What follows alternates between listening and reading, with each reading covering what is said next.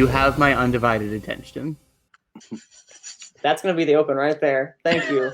Thank you, Ryan. I appreciate that. Cue the music.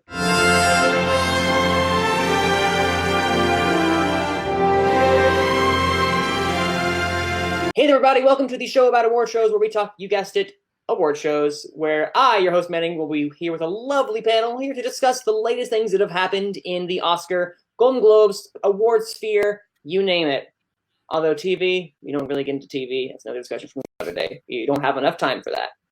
So we're here to talk about the Golden Globes. In advance, we're skipping TV. I apologize. Crown, you have my heart.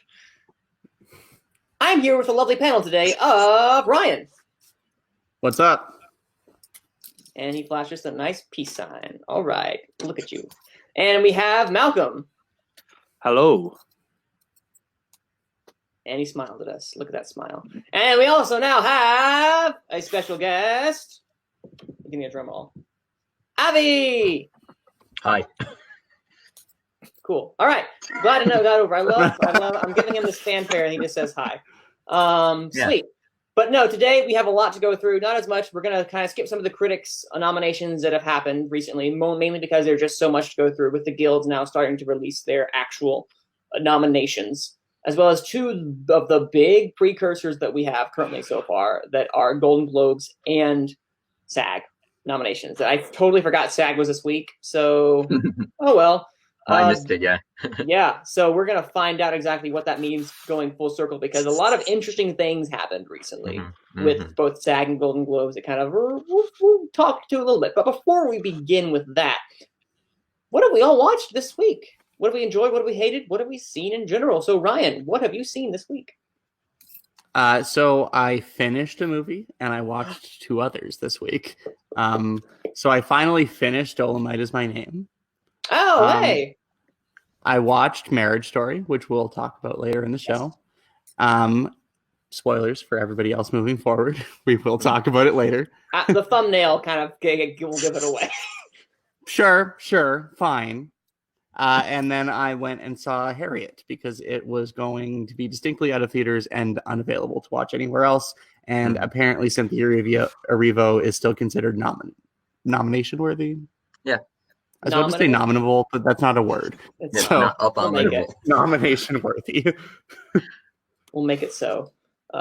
Any thoughts? By the way, depressingly how bad that movie is. Like, Harriet Tubman is such a boss, and that movie is terrible. So I'll defend it for 1 second. I don't think it's terrible. It's fine. It's terrible. It's structurally bad. It's like sloppy all over the place. A lot of the performances are really pat and boring. Like, even, and I didn't like Cynthia Erivo's performance either. And I just thought it was very like, okay, this is super predictable. You know what's going to happen. I'm with Abe that the like narcolepsy superpower was a little bit weird. But that happened in real life. And that is not how that happened. I guarantee you that is not. It happened to a degree. I understand that she had narcolepsy, and I understand that she believed that she was hearing the word of God to help her, like, guide her way. And, like, props to her. Harriet Tubman is awesome, and I do not take this. Yes. This movie does not do the woman justice. Janelle Monáe was really good, though. Yeah, so she's good. There's something.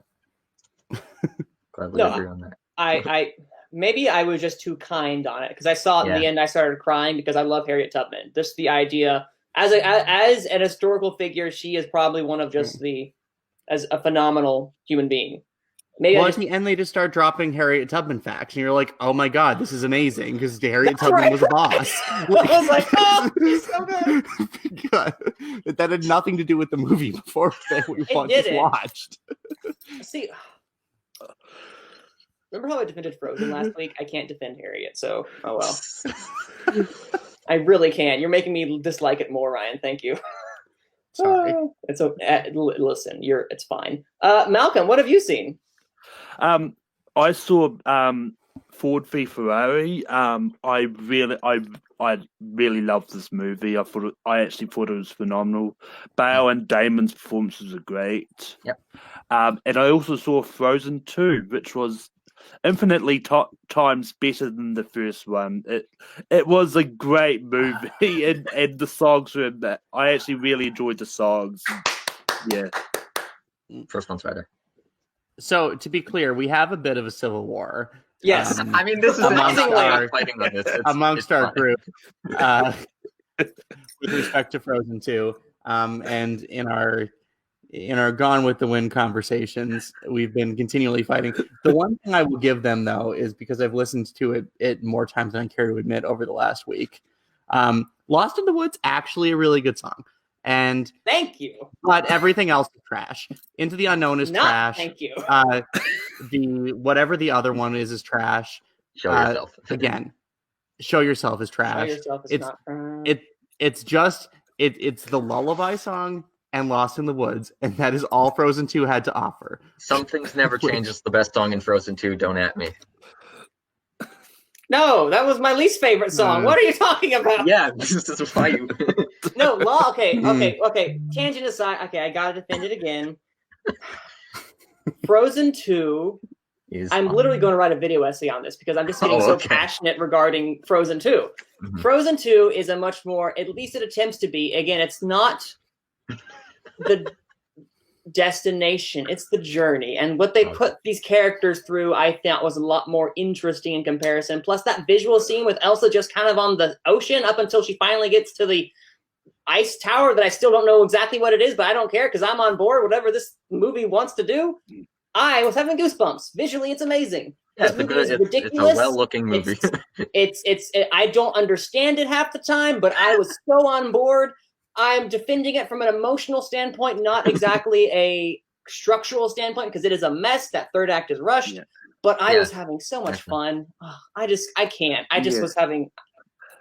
See, you're not incorrect, but I will defend the songs. The songs are something that I will defend to my dying breath, but I thought they were infinitely a lot more weighty, interesting, and by that fact, entertaining as well too. Show Yourself had a visual complexity that Let It Go really is fine in of itself.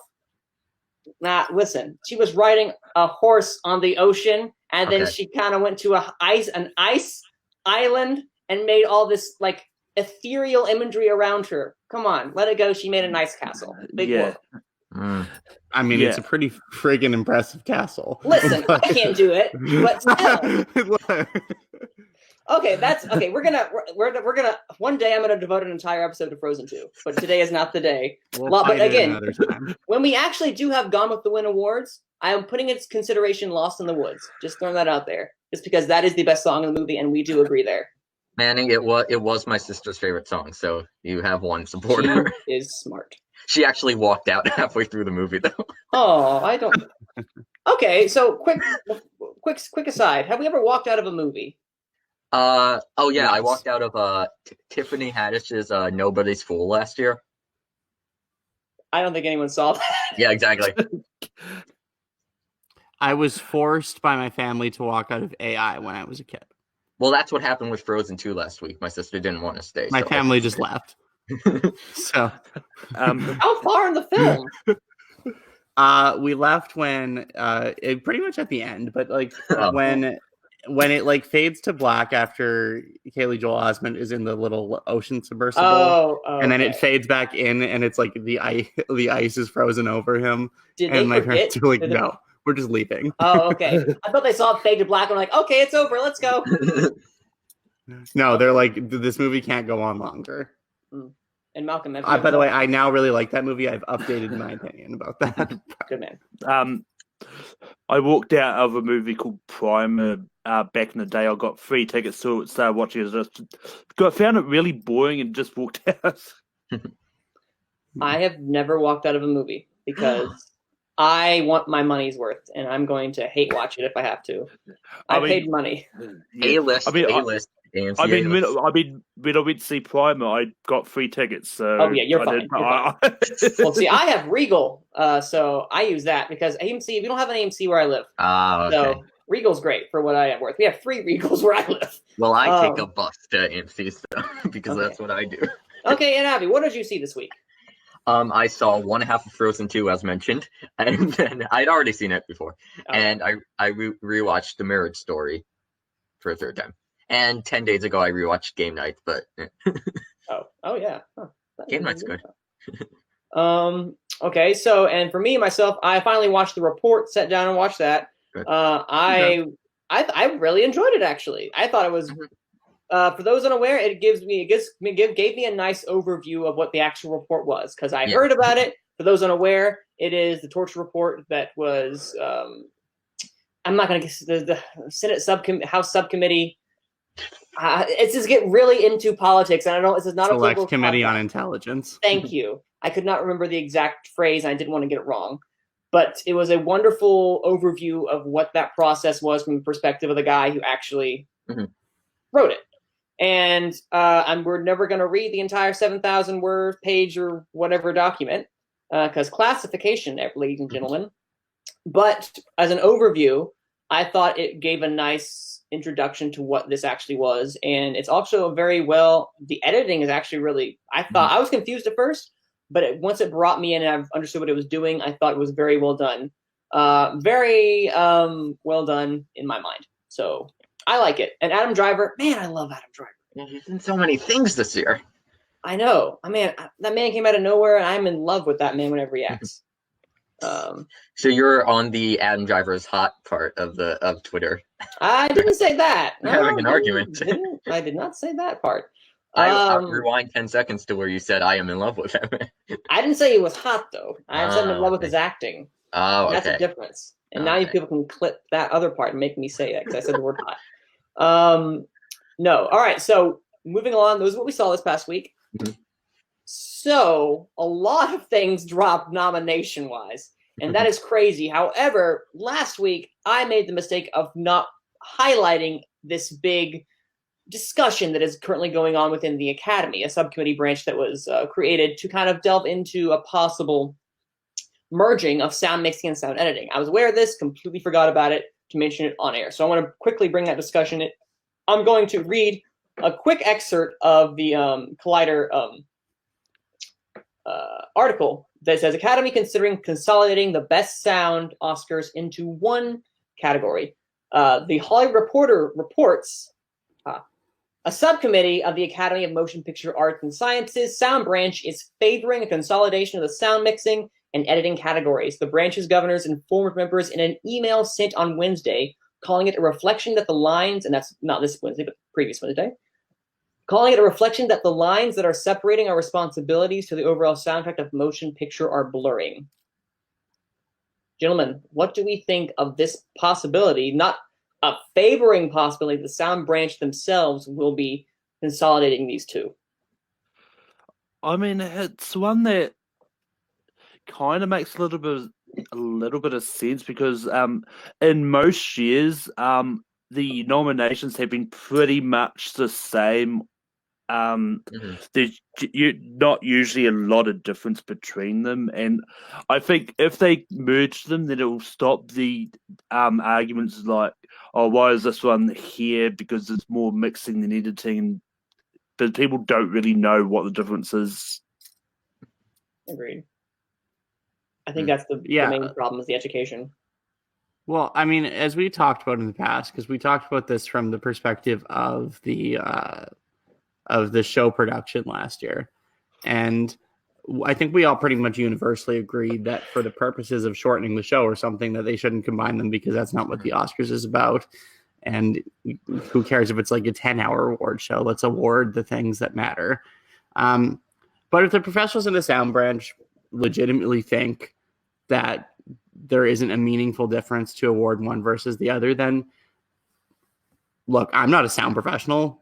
What do I know? Like, but I hope that that's why they're making the decision, and I hope it's not the Academy coming and poking them and being like, is there really a difference? We would really like it if your categories were just one, so we could make it more easy on our producers. So I just hope this is for legitimate reasons. Well, to bounce off that, and say that even if they do merge it, it's the Academy will probably, they could always see the opportunities like, oh, let's get in this new awards because we've merged two, so let's make another one. That was their goal all along. That would be nice if they did like a casting director award or something like that. Like there are things that they could do. Or stunts. Stunts, casting, any of those at the moment. But just as a clarification, if the categories are combined, this is from the article again, the nominations would go to up to 2 supervising sound editors, 1 production sound mixer, and 3 re-recording mixers. So in theory, everyone would still get their award. It would just be consolidated for time's sake and just for educational purposes. Abby, what's your take? My take is like the thing is I don't like change, so I don't want them to combine into one. But fair. So like I know on Twitter a lot of people are saying we shouldn't be combining categories, we should be adding new ones. But I thought a big complaint was people saying that the show always runs 4 hours and they don't want to watch 4 hours. I don't really care one way or other. No. I know like this year they've already expanded makeup's going to be from 3 to 5 noms. Thank God.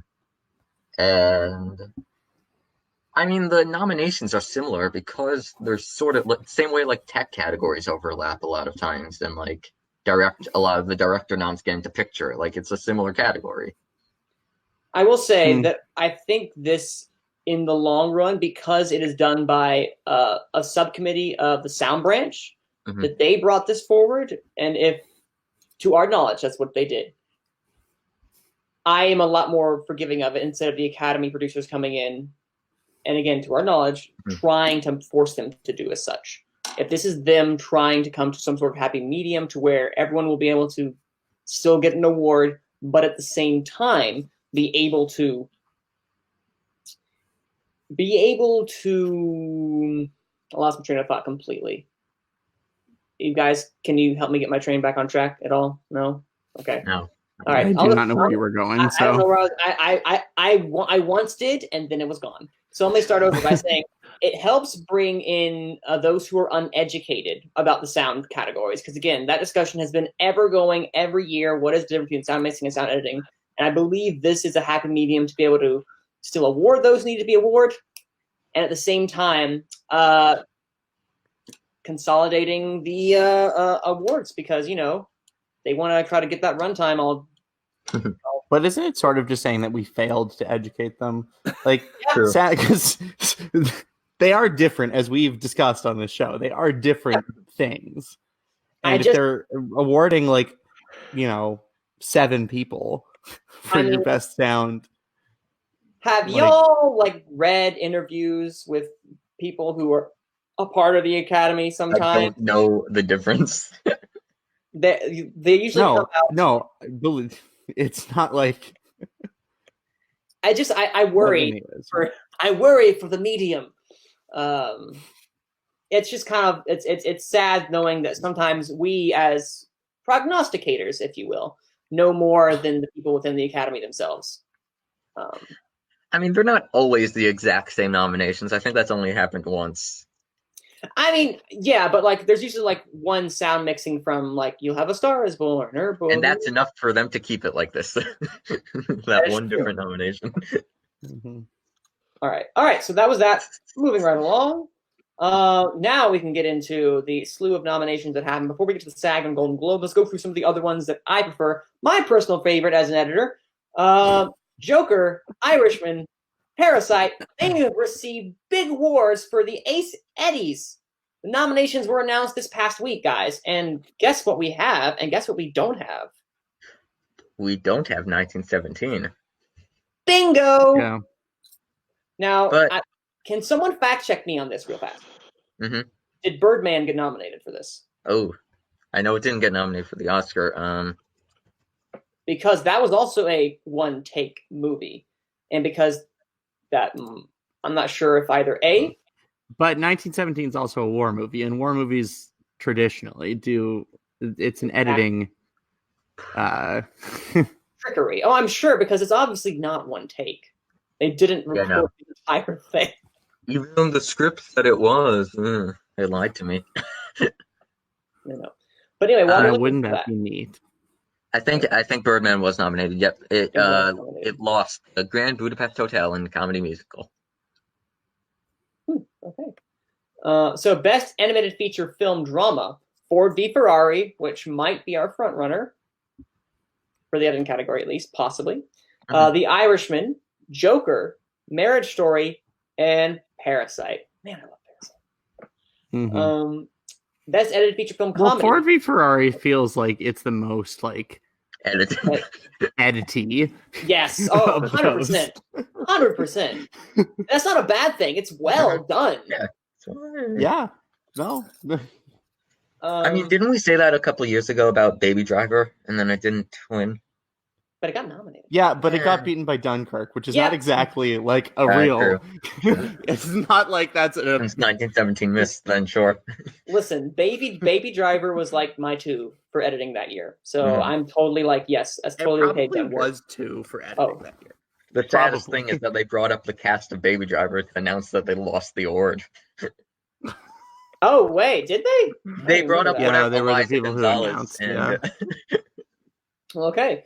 So, Elgort. Yeah, it was funny.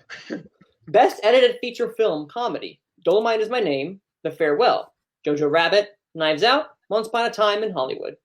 Best edited animated feature film: Frozen 2, I Lost My Body, and Toy Story 4. Best animated feature documentary. Excuse me. Hold on, wait. Best edited documentary feature: American Factory, Apollo 11. Linda Ronstadt? Yeah, Ronstadt. The Sound of My Voice, Making Waves, The Art of Cinematic Sound. So, yep. The rest are TV. And you know how we feel about TV here. Yeah, who cares about TV? And, well, honestly, if Apollo 11 doesn't win for best edited documentary, like, somebody legitimately has a life problem. Agreed.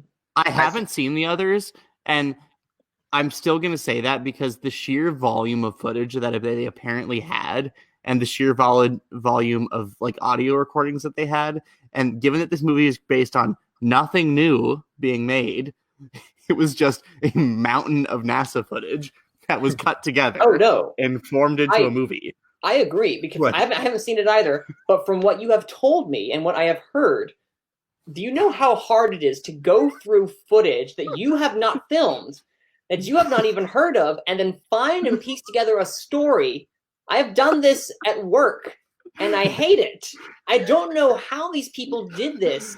It is phenomenal. It is a phenomenal achievement. I mean, at least the story is obvious. Like, at least what you were trying to depict was obvious, but to find the pieces and to put them together in such a way. It's phenomenal. It's an achievement. Honestly, that should probably be nominated for like best editing, but it's not going to be. It should be. So, like, on principle alone, I would nominate it for editing. But anyway, what do we think about these nominations outside of Apollo 11, probably and hopefully going to win the Ace Eddie? Anything? As in predictions or snubs or? Just kind of like any notable things that stand out to you, be it a snub, be it a surprise here, being it one that you really hope to win. Just your general thoughts in regards to these four that we talked about. I think the nominations were kind of what I expected. I wasn't even positive on 1917 getting in because of the whole like it's one take. I think the nominations are good. I'm happy to see Marriage Story get in there. I'm happy to see Hollywood. Yeah, I think they're good nominations. I can't really think of what got snubbed specifically. I think Irishman wins drama and Hollywood wins comedy. That's my call. I will also add the fact that because you also see something else that is absent from this Little Women, and again, that's not an edited movie, but is there a case to be made the fact that that both 1917 and Little Women were later releases in the year? Nothing that was not. I guess the oldest thing you have on here Knives Out. Probably that was not released to someone else. I'm not positive exactly, but that might be a case of the people who voted did not see it in time or did not have enough buzz around it before then. That's just a possibility. Yeah, I mean, that could be a factor for all of the earlier ones, like the ACDs and all that, but just because they tried to get around as much as they could, there's so much stuff happening. It's really hard to see everything. But yeah, I think the release is probably a factor. I mean, I don't think it's necessarily going to mean it's going to miss out on the Oscars, though. So That's true. Any thoughts, Ryan? Mm-hmm. No, I think that's all pretty much. That's all pretty much in line with what I would say about this, and I think that those picks are probably the right ones for the winners. Even though I might go with actually no, I would probably still make The Irishman, but I was debating picking Ford versus Ferrari, but The Irishman is there is very subtle editing in that movie that's important. yeah. No, yeah, I will say, give it to either of those two, and I'll be happy, type of thing. Yeah. I would have maybe expected Rocket Man to get into comedy musical. Oh, yeah. For everything. Yeah, I could see that. I forgot about that. Well, I shouldn't forget about it because it's made of. It's literally in the rest of the stuff that we're going to talk about. So speaking of which, we'll talk about why that makes me happy. Today's podcast episode: why Ryan is so happy. All right, for the That's art a director, rare thing to hear happen, but okay. Oh, hush, you're happy sometimes, I hope. Maybe. We're not going to talk about that. Art Directors Guild period film, Ford v. Ferrari, The Irishman, Jojo Rabbit, Joker, 1917, making an appearance, and Once Upon a Time in Hollywood. Fantasy film, Ad Astra, thank you. Aladdin, Avengers Endgame, Dumbo, Maleficent and Mistress of Evil, and Star Wars The Rise of Skywalker, which apparently they've seen. Yeah. I mean, I missed that the Ace Eddies, but I guess they've seen it here.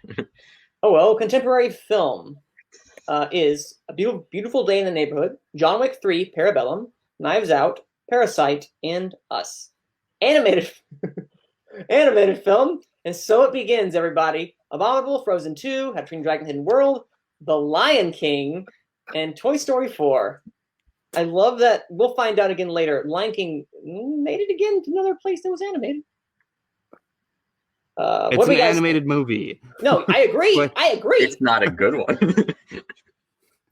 Well, that may be, but that's sort of neither ironic here nor there. Because the way that they were marketing it as this is real life, live action. No, you're not. Should have nominated Cats in that case.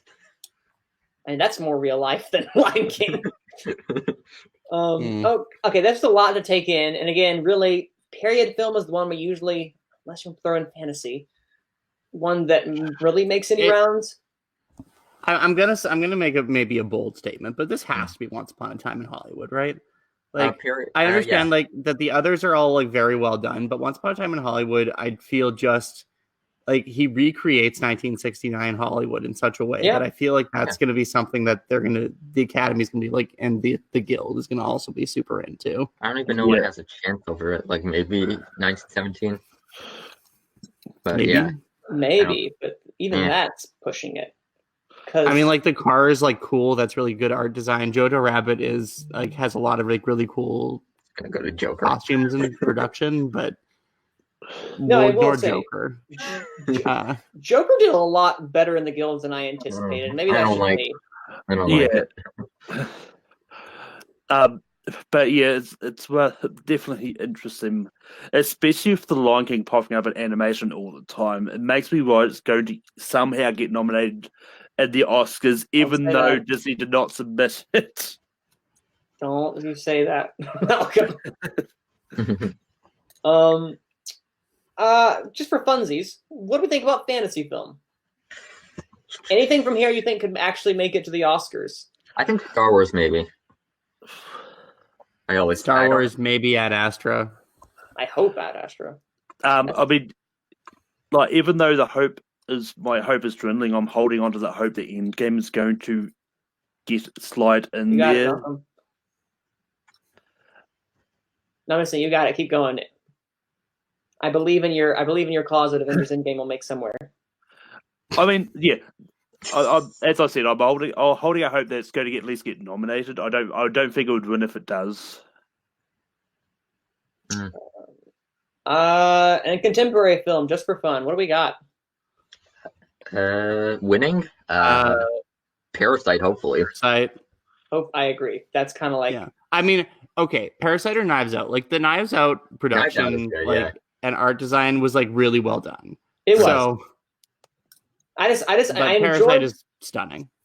I mean, the house was a character, which I loved. It was a literal character. It's a character in the story. Yeah. It is. Which I really appreciate. And, like, obviously John Wick 3 is, like, one of my favorite movies of the year. And the fight in the glass building, like, that was some really cool art design.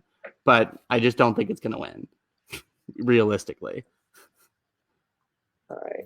I just realized I just clicked out of the Cinema Audio Society Awards, so that's me. Whoops. Hey, guys, you know what else? You would also got nominated for the Cinema Audio Society nominations. What did? Joker, again. Yay. Not a surprise. I mean, that one's not surprising. In retrospect, no. But just seeing the guilds really, really embrace something like that, color me shocked on first initial glance, then realizing, oh, wait, no, that makes perfect sense. Motion picture live action, Ford v. Ferrari, Joker, Once Upon a Time in Hollywood, Rocket Man, and The Irishman. Animated is Abominable, Frozen 2, How to Train Your Dragon, Hidden World, The Lion King makes an appearance again, and Toy Story 4. I don't know where that came out. And motion picture documentary, Apollo 11, Echo in the Canyon, Making Waves, The Art of Cinematic Sound, Miles Davis, Birth of the Cool, and Woodstock, 3 Days That Changed Everything. And you'd mentioned why that made you happy about Rocket Man. Quick, before we get into the real reason, because we'll get into that a little bit later when we get to SAG and Golden Globes, but why are you so happy Rocket Man's making a resurgence? Let's talk about it at the SAG and Golden Globes. Okay. Tease. But yeah, no. It is distinctly more relevant there. It is. I was going to tease it, but I guess that works as a tease as well. Motion picture live action. Is this Ford v. Ferrari to lose it, or live action sound? Yeah.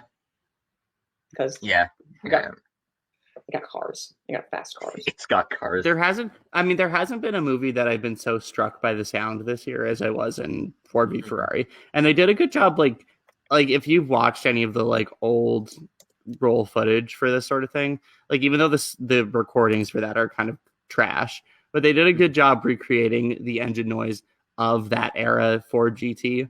And that's a pretty impressive thing to do, because it would be much easier for them to just record the engine noise from a modern Ford GT. And it seems like they spent some time trying to make this more realistic. Although, let the record show, last year Bohemian Rhapsody did win. So it did. Yeah, and it won the Oscar, so they predict correctly. Perhaps this is also a surprise Rocket Man? I don't know. Is it a surprise? Well, not now. It wouldn't be, but I mean, it's the best musical of the year. Like, let's be honest. Like, not that this has been like a great year for musicals, but Rocket Man is clearly the best musical this year. No, clearly it's Marriage Story. You saw that one. That is not a musical. What is that anyway? It's art, is what it is. Art, ladies and gentlemen. Wait, so what other musicals are there this year? Lion King. Oh wow, I've forgotten about the Disney. Frozen 2. Frozen 2. I mean, well, it's such a different musical than those more traditional ones that it just kind of. We'll talk about it later when we get to the actual resurgence of Rocket Man. Yesterday's a musical. Yes, so there. But no, I think because First Man lost last year, and that made me sad. But Bohemian Rhapsody, so look out possible for Rocket Man coming in strong. Or you know, Joker could do it again. We won't know. Gosh.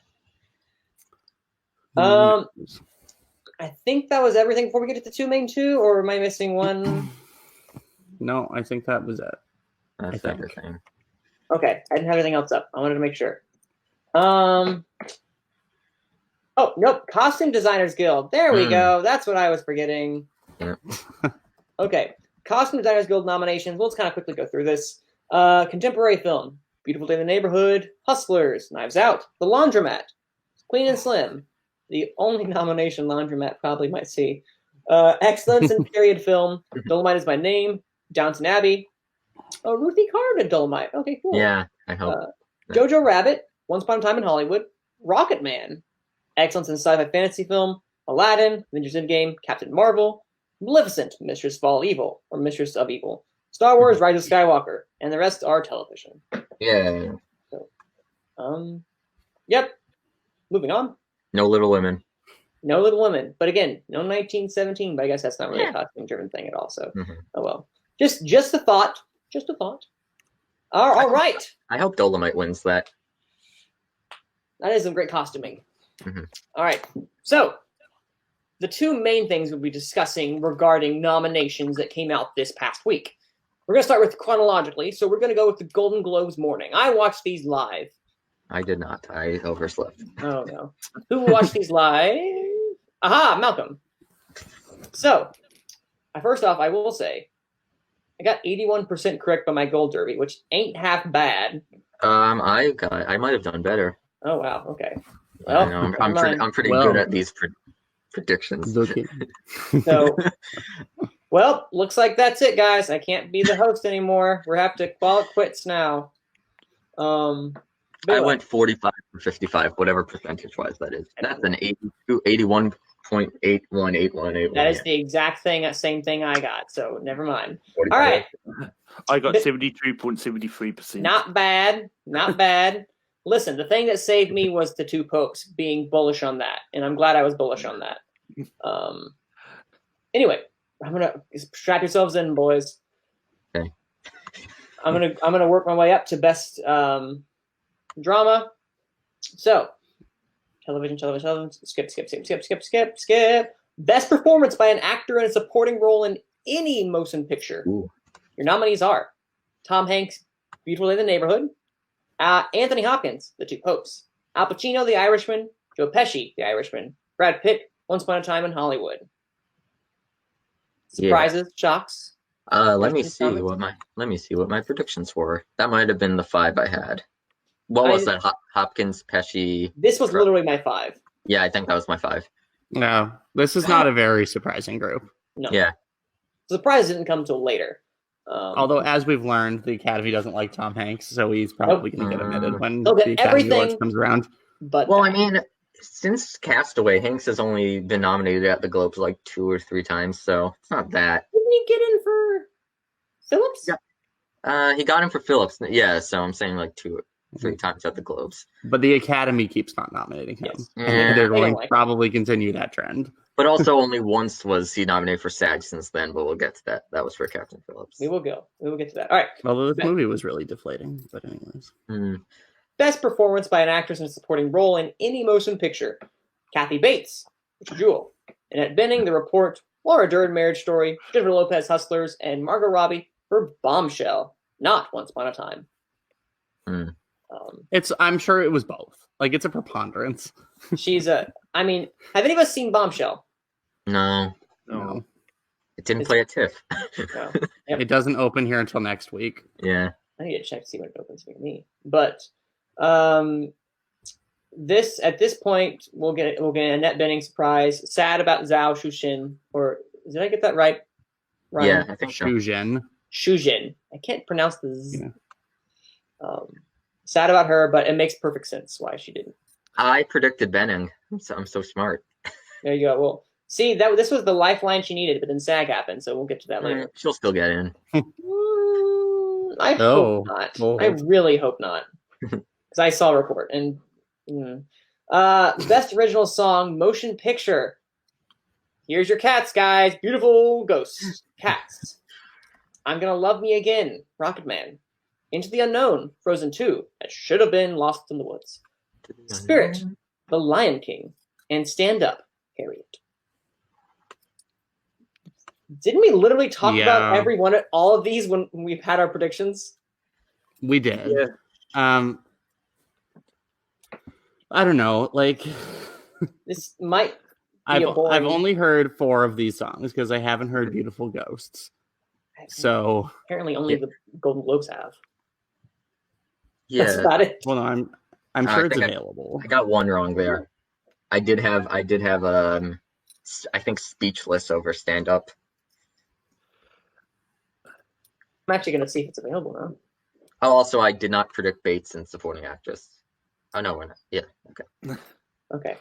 All right. That's all. Anything else we have regarding this 5? Like, okay, I'm really curious now, since we don't have anything more regarding songs and rest are all actors going forward. Mhm. Is there a front runner? There is no front runner this year so far. There's no big talking. For what? For song, I should say. Yeah, there's no obvious pick. It's gonna be Into the Unknown.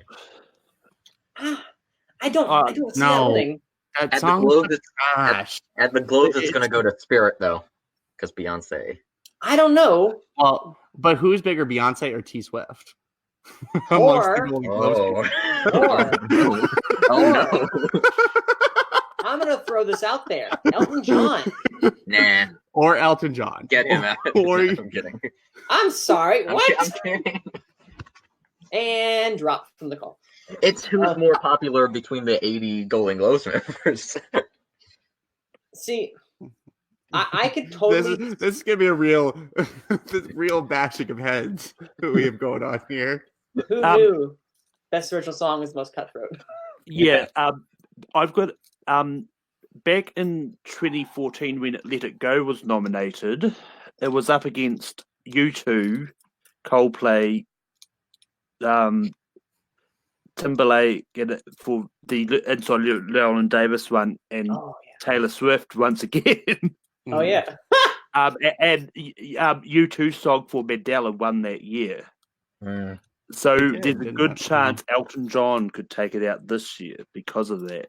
Now, I will add, Into the Unknown does not have the same. What's the word I'm looking for? Power. Cultural prominence, Thank you. That's the word I was looking for. Cultural prominence. quality. Let It Go. We're not going to debate that right now. We're not going to go there, Ryan. General appeal. I'm not going to lie. I'm actually, I don't ever let it go. Okay, we're going to. Now, Malcolm, you're off the call. All right. We're literally Frozen 2 is the thing that is going to destroy. I never thought that would destroy Gone with the Wind. Frozen 2.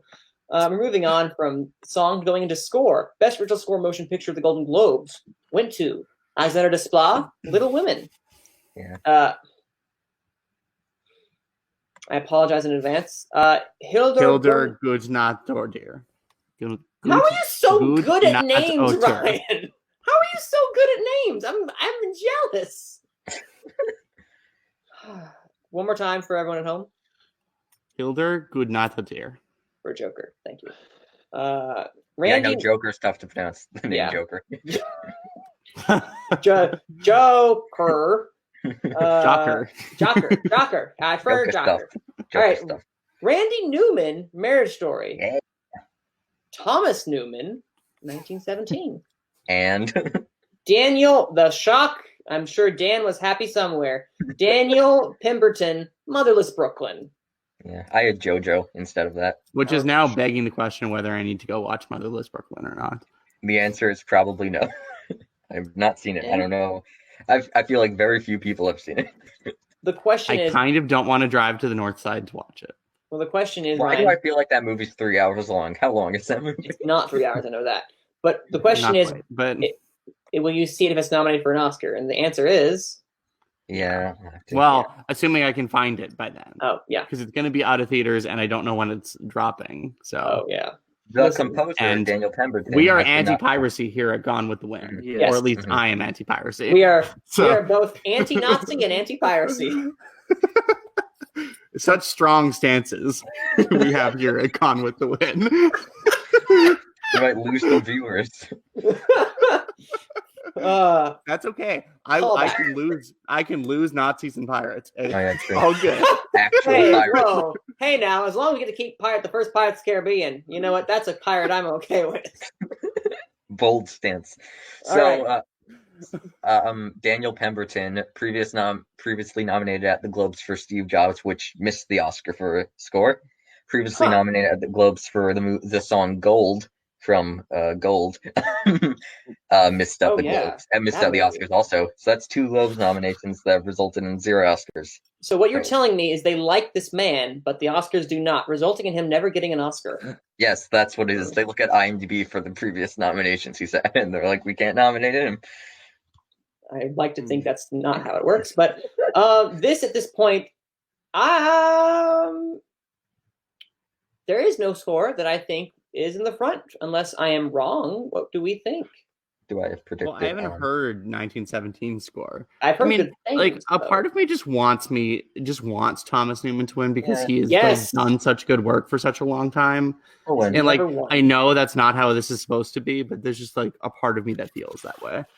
That 1917 has such overdue people. I mean, I know Deacons won, but it's like the most nominated people that barely win. I mean, 2-time winning cinematographer Roger Deakins is a lot better than 1-time. It's gonna happen. Yep. I'd be okay with that. I would think I've heard good things of 1917. Yep. Not that I've heard the score, but I've heard people praising the score as an element of it that is worthy of winning, if not at least a nomination. So perhaps that could do it. Once we actually see all the movie here, come with the win, we'll all be overjoyed, and there'll be much rejoicing.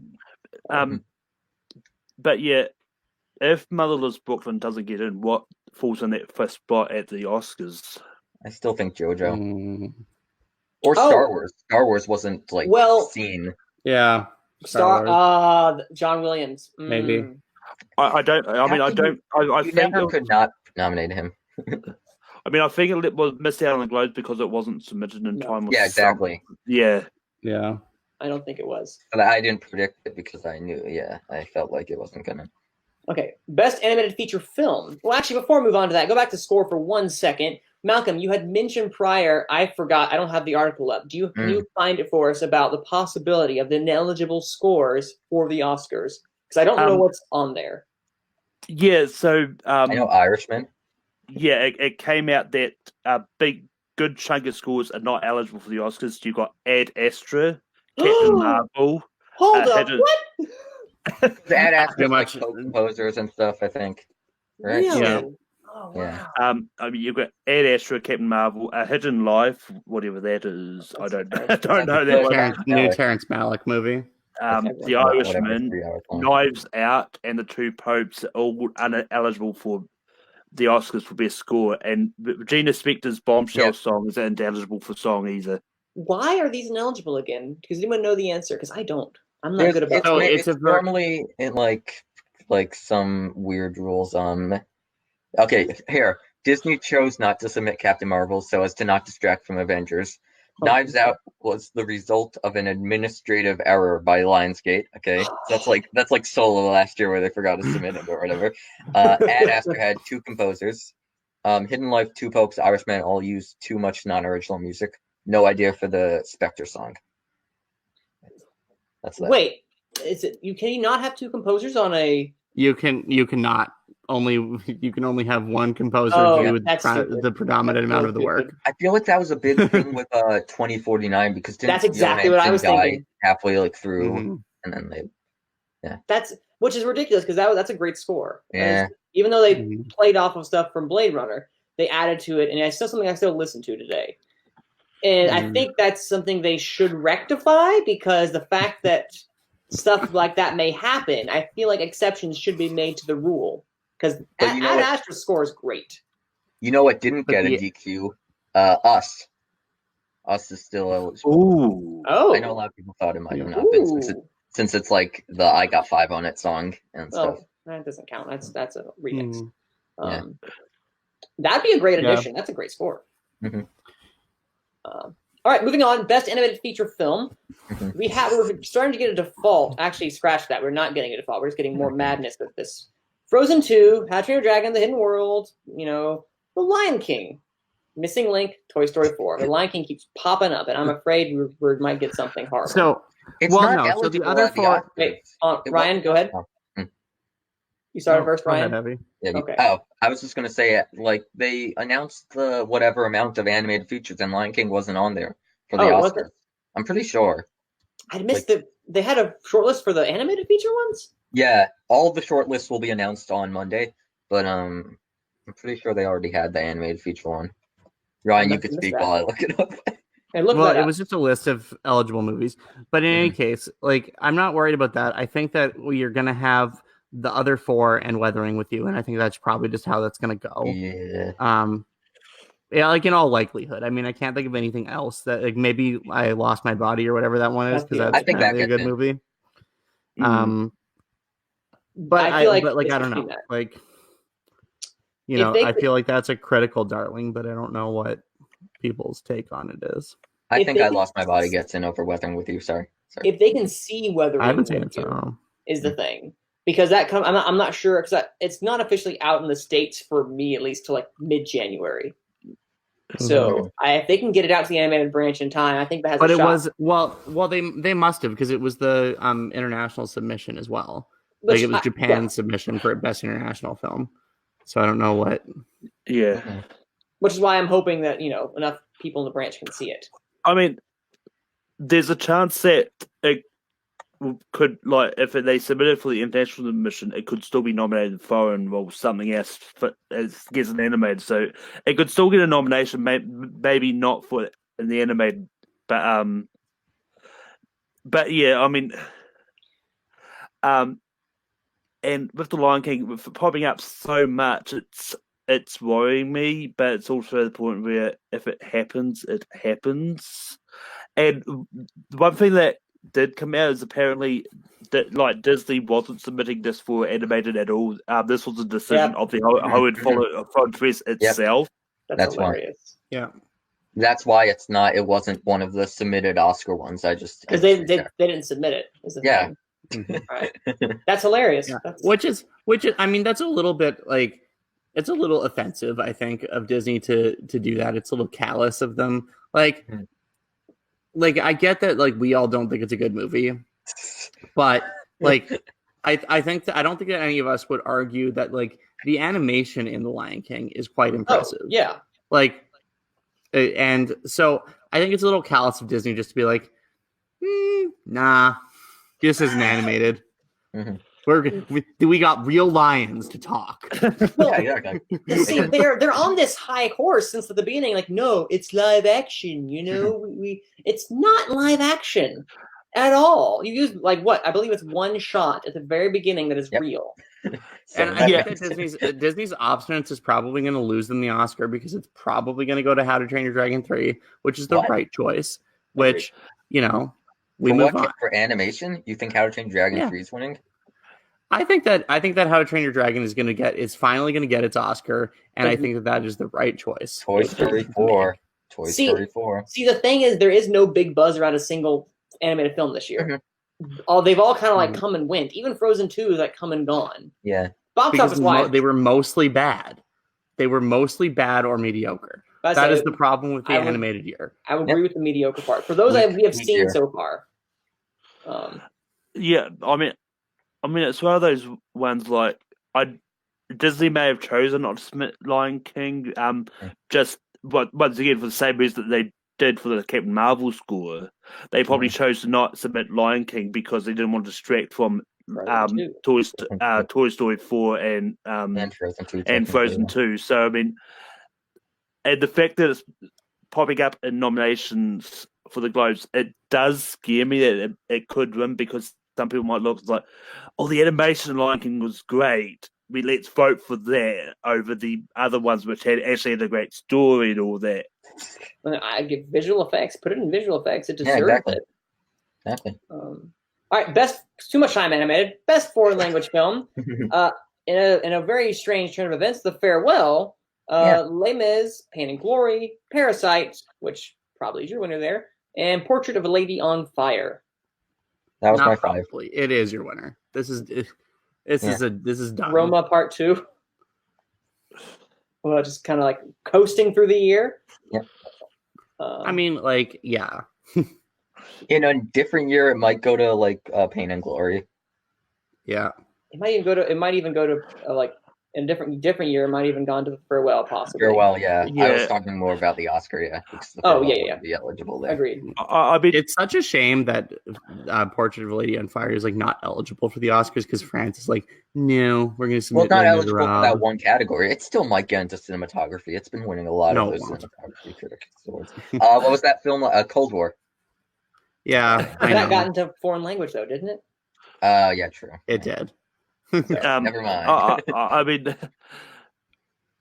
yeah, I mean, the question is, wasn't Farewell made by an American thing? I don't know how it was produced. Yes, so it's not a best international film at the Oscars, but it is a best foreign language film. Because the majority's in foreign language. What's the Hollywood? Which is, it is what it is. It's a whole thing. It's a thing. All right. So, but we all agree it's Parasite. Sure. Yeah. Sure. Yeah. Why not? And then I mean, the really easy competition. I mean, with Parasite popping up just for every category. I mean, it's kind of to lose. It's. Mm-hmm. That would be embarrassing. It's kind of like how like Spider-Verse won animation last year. It just like popped up really late, and everyone was like so over the moon about it. I mean, Spider-Verse was even later, but it was really good. So I mean, it was also great. So yeah, no, I'm saying like everyone was over the moon, and it popped up late, so it just kind of had all the momentum. Right. Best screenplay, motion picture. Noah Baumbach, Marriage Story. Yay. Bong Joon-ho and Jin Won-han, Parasite. Anthony McCartan, The Two Popes. Quentin Tarantino, Once Upon a Time in Hollywood. And Steve Zalian, Zalian, the Irishman. That's the name I flubbed. Well, okay. This is a good category. I'm about to say, I have not seen Two Popes, but I have. And so you consider it a good category? You consider all these are 5 no, never mind. Two Popes isn't there. It's a bad cat. It's Two Popes is fine. It's the definition of interesting. Okay. I'm perturbed why everyone's so over the moon about it. See, if anyone was going to go over the moon about it, and again, I'm going to pat myself on the back because the Hollywood Foreign Press was someone to go over Two Popes because it's a very foreign, film driven film that is in the English language. Of the 4 films I've seen, they're all very good scripts. I think like all very good, like well constructed screenplays. I think that I don't know, like I have personal leanings, so it's hard for me to assess like what their vote will be. But there's not really a wrong choice necessarily. Yeah, I don't know. I think it could go to like maybe any of these, honestly. I mean, Quentin Tarantino is definitely the biggest name. Yeah, I mean Scorsese's big. Yeah, but he's not the screenwriter. True. Could throw Noah Baumbach in here because he's not winning director.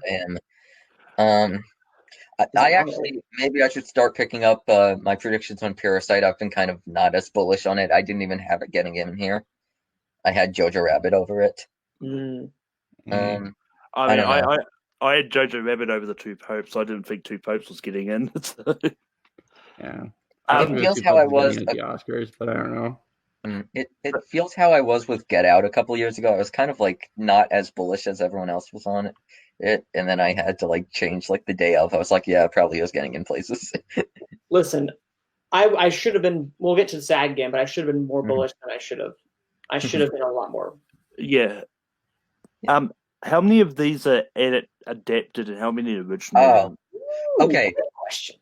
So Irishman's adapted, Marriage Story and Marriage Story, Once Upon a Time in Hollywood, and Parasite are all original. Two Popes, there's debate because it's going for now. It's going different at WGA than it is at Oscar. It seems for now at Oscar it's going adapted, I think, and then at WGA it's going original.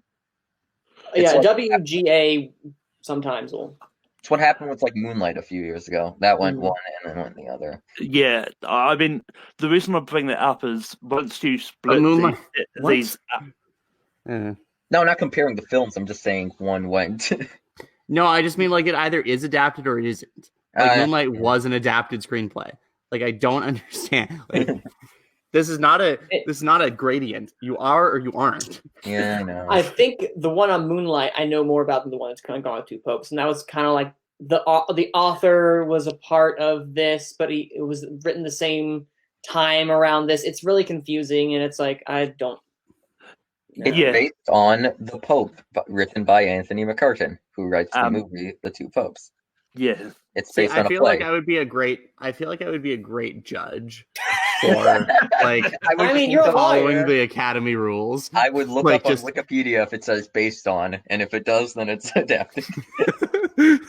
No, next. Which is what I just did for The Two Popes. But where I was going with that is once you split this up into two different categories, all 5 of these are probably going to be nominated for sure. Yeah. But what else would you add to each side? So I think JoJo gets in. I think JoJo gets in. Adapted. I think Little Women and Joker are the other ones that fill out adapted. I know I'm not happy about Joker either, but I meant more Little Women because I need that to come up somewhere else. It will come up at. Oh yeah. I mean, Joker is Knives Out for original. Yeah, maybe Knives Out. I don't know what. Maybe it pulls one. I think Bombshell gets an original as well, and The Farewell gets an original.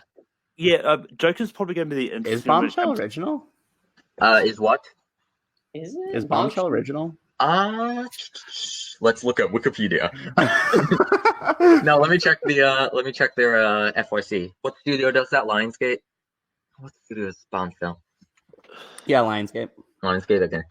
I mean, the interesting thing with Joker is it depends on sort of how much adapted it needs to be for the Oscars to. Yes, it's based on the character of the Joker, but the actual story is an original take on the Joker. It's going to say like based on characters created by DC or whatever. It's definitely going to be the interesting one of whether it will get him because of that. It is original screenplay. It's original screenplay. Bombshell. Oh, is it? Good for them. Who created Joker? Joker created himself. We don't need to research this question right now. No. Society created the Joker. Yeah, exactly. That's exactly what the movie told us. Based on characters by DC Comics. That's what it's probably going to be. Yeah, I mean, I wasn't doubting that it's not adapted. It's going to be how the Oscars sort of see it as well. Yeah, mm-hmm. I assume it's a campaign. But they credit the original comic book writer, right? Mm-hmm. Like they credited Who's His Face. Who's His Face? Yeah. Bob Kane? Bill Finger. Oh, Bill Finger. Okay, one of those two. All right, Best Director Motion Picture. Bong Joon-ho, Parasite. Sam Mendes, 1917. Todd Phillips, Joker. Martin Scorsese, The Irishman. Quentin Tarantino, Once Upon a Time in Hollywood. Shaking my head no, because there's no Noah Baumbach. I am shocked. Who led in nominations. I think this could be your Oscar lineup. You're right. Like, this very much could be. I would prefer Noah Baumbach to Todd Phillips. I think this is more likely a DGA lineup than an Oscar lineup. Because DGA always misses one. Yeah, I mean, the part of the reason I think that there's probably no Noah Baumbach is the Golden Globes are known to spread the love around, and I think because he got in screenplay, they may have. That's what partly why he might have missed out on directing. I don't. I mean, that could be a reason. I was looking up like previous years. I kind of stopped around the 45th Globes because by then they didn't have like a most nominations, and I'd have to calculate it manually. But like the last 40 years, no film has ever led in Golden Globe nominations and missed director. And there's been like a couple that have tied. I think like Doubt missed in director and tied like that year in nominations, but straight up leading, it's never happened. Marriage Story doesn't have the most nominations, does it? It has the most nominations this year. It got in like everything else besides director. Yeah, it's 6 nominations. Yep. Wow. I thought 7 even. No, 6. Let's go to Wikipedia. 6. It is 6. And everything else has 5 or less. Irishman and Hollywood at 5. Joker and Two Popes at 4. Yeah. I just find it funny that Scorsese and Phillips are up against each other because there was talk about Scorsese producing Joker. De Niro. Yeah, well, and Joker is like it's a Scorsese knockoff for sure. So yeah, I felt like what they were going for. Did you go 5 out of 5 in director, Manning, or anyone? Oh, heavens no! I was not predicting Phillips at all. I was predicting someone would it wouldn't be Baumbach, Bong Joon-ho, Scorsese, Tarantino, and whoever that other person is. See, I had Greta Gerwig. Sorry, I did not have Greta Gerwig. I had I forgot who I had, but did you have Taika? I had Taika. No, I did not have Taika. Because I don't know who I had.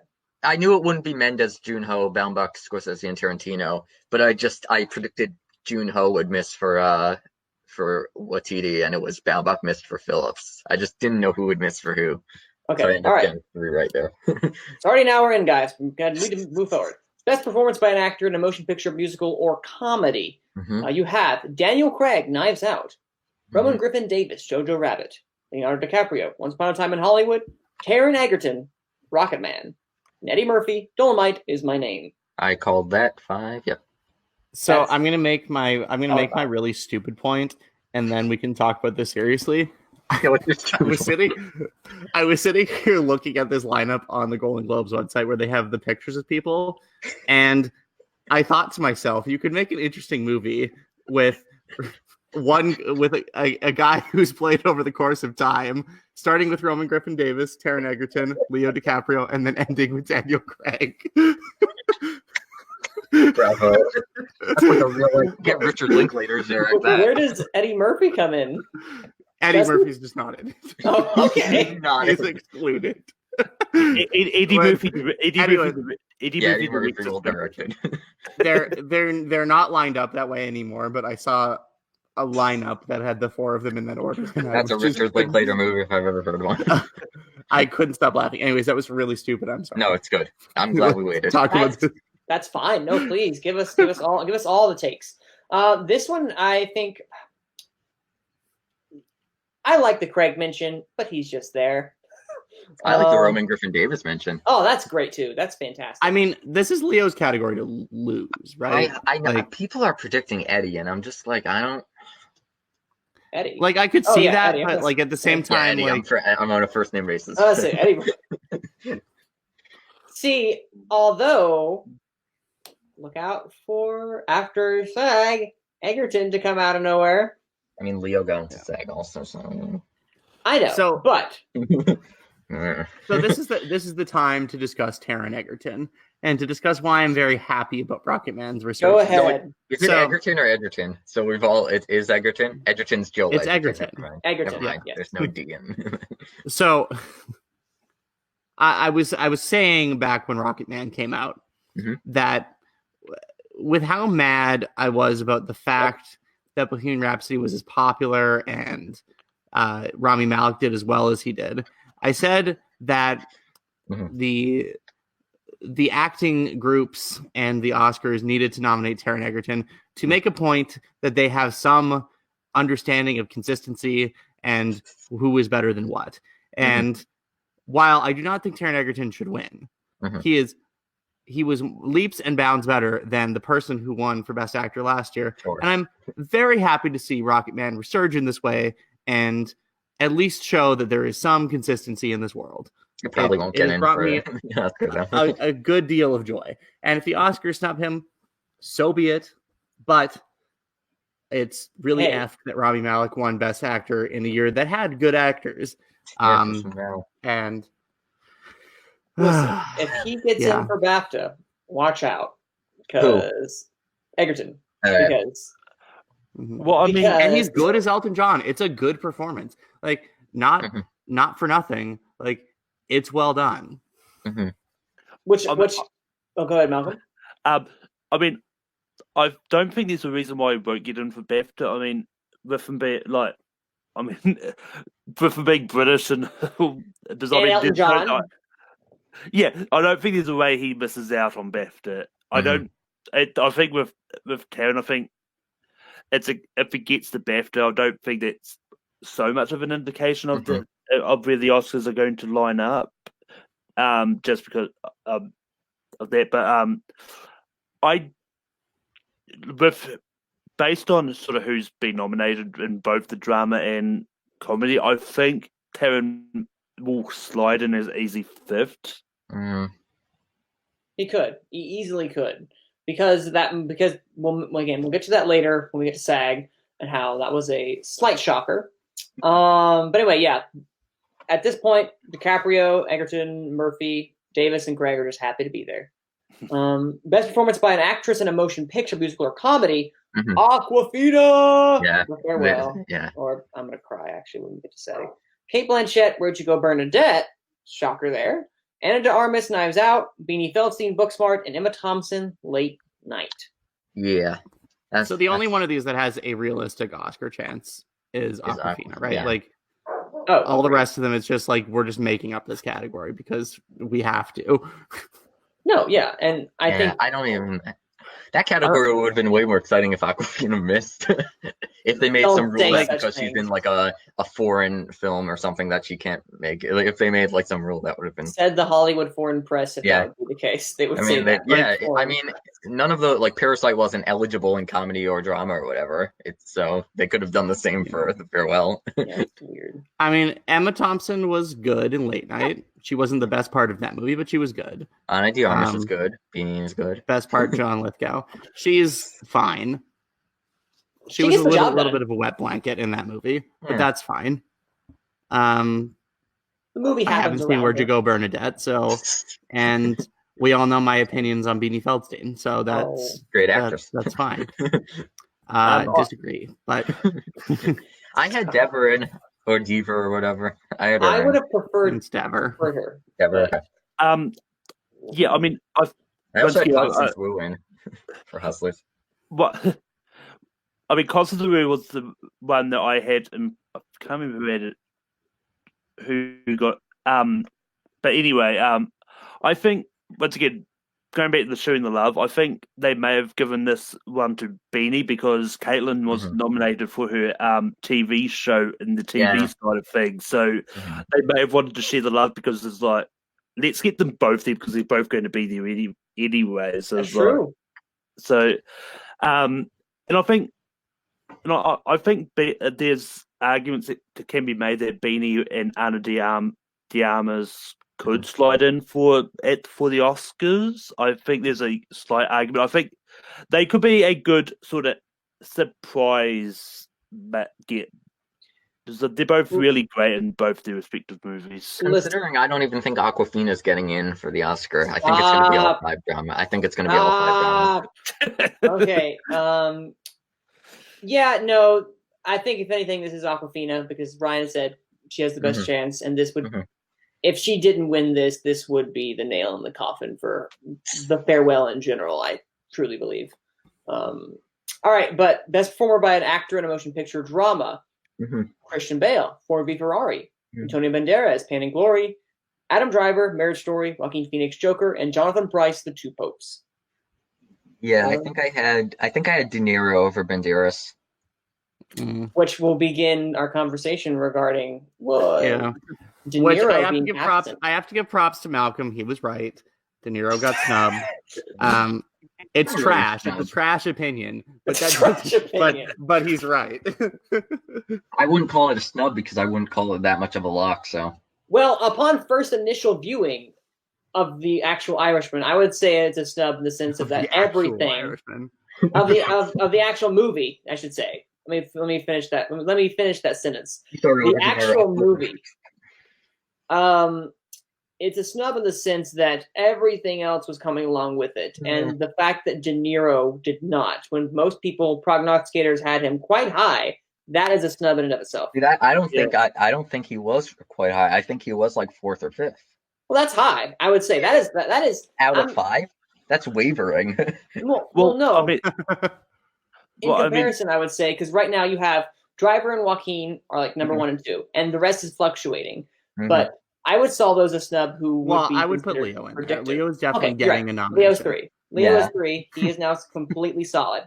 But looking on there, De Niro was going to be dragged in there with The Irishman from what I had. I had him missing. But I would call it a snub in the sense of the fact that The Irishman has just been a dominating force, not based upon the sole act of De Niro himself, but more about The Irishman appearing literally everywhere else except this.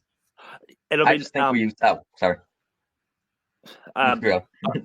Someone, as Dan said last week, that he predicted that De Niro would get nominated because they would have wanted all three, De Niro, Pesci, and Pacino, there at the same time, all nominated. So, well, clearly not the case. Nope, not the case. I mean, I'm surprised that Adam Sandler didn't get in, and we'll probably talk about this more when we get to SAGs, but is this the sort of halting of him getting an Oscar nomination, or could he still I'm not surprised he missed. They should have kept that comedy. I know they moved it to drama last minute. I think it was. I think he still could, but like it screened kind of late for the even the Globes, right? Yeah, I've seen it. It's a comedy. Come on, people. Okay. I'm just floating, but I went to TIFF, by the way. I haven't seen that yet. All right, so at this point, Bale is also sneaking in there, apparently getting what he needs to get. Best performance by an actress in a motion picture drama. Cynthia Erivo, Ryan's favorite performance of the year. Harriet. Scarlett Johansson, Marriage Story. Saoirse Ronan, Little Women. Saoirse Ronan. Gotta get that Saoirse in there. Little Women. Charlize Theron. Saoirse Ronan, Little Women. Charlize Theron, Bombshell, and Renee Zellweger, Judy. I think that's my 5. I think that's also the Oscar 5. Nope. No, not after SAG. No, she's not getting in. I had her predicted up until like October, and now I'm like, nope. We'll get to that a bit later, but no. But I think we all know who's going to win this at this one point. Say it with me, everybody. 1, 2, 3. Renee Zellweger. And it'll be fine.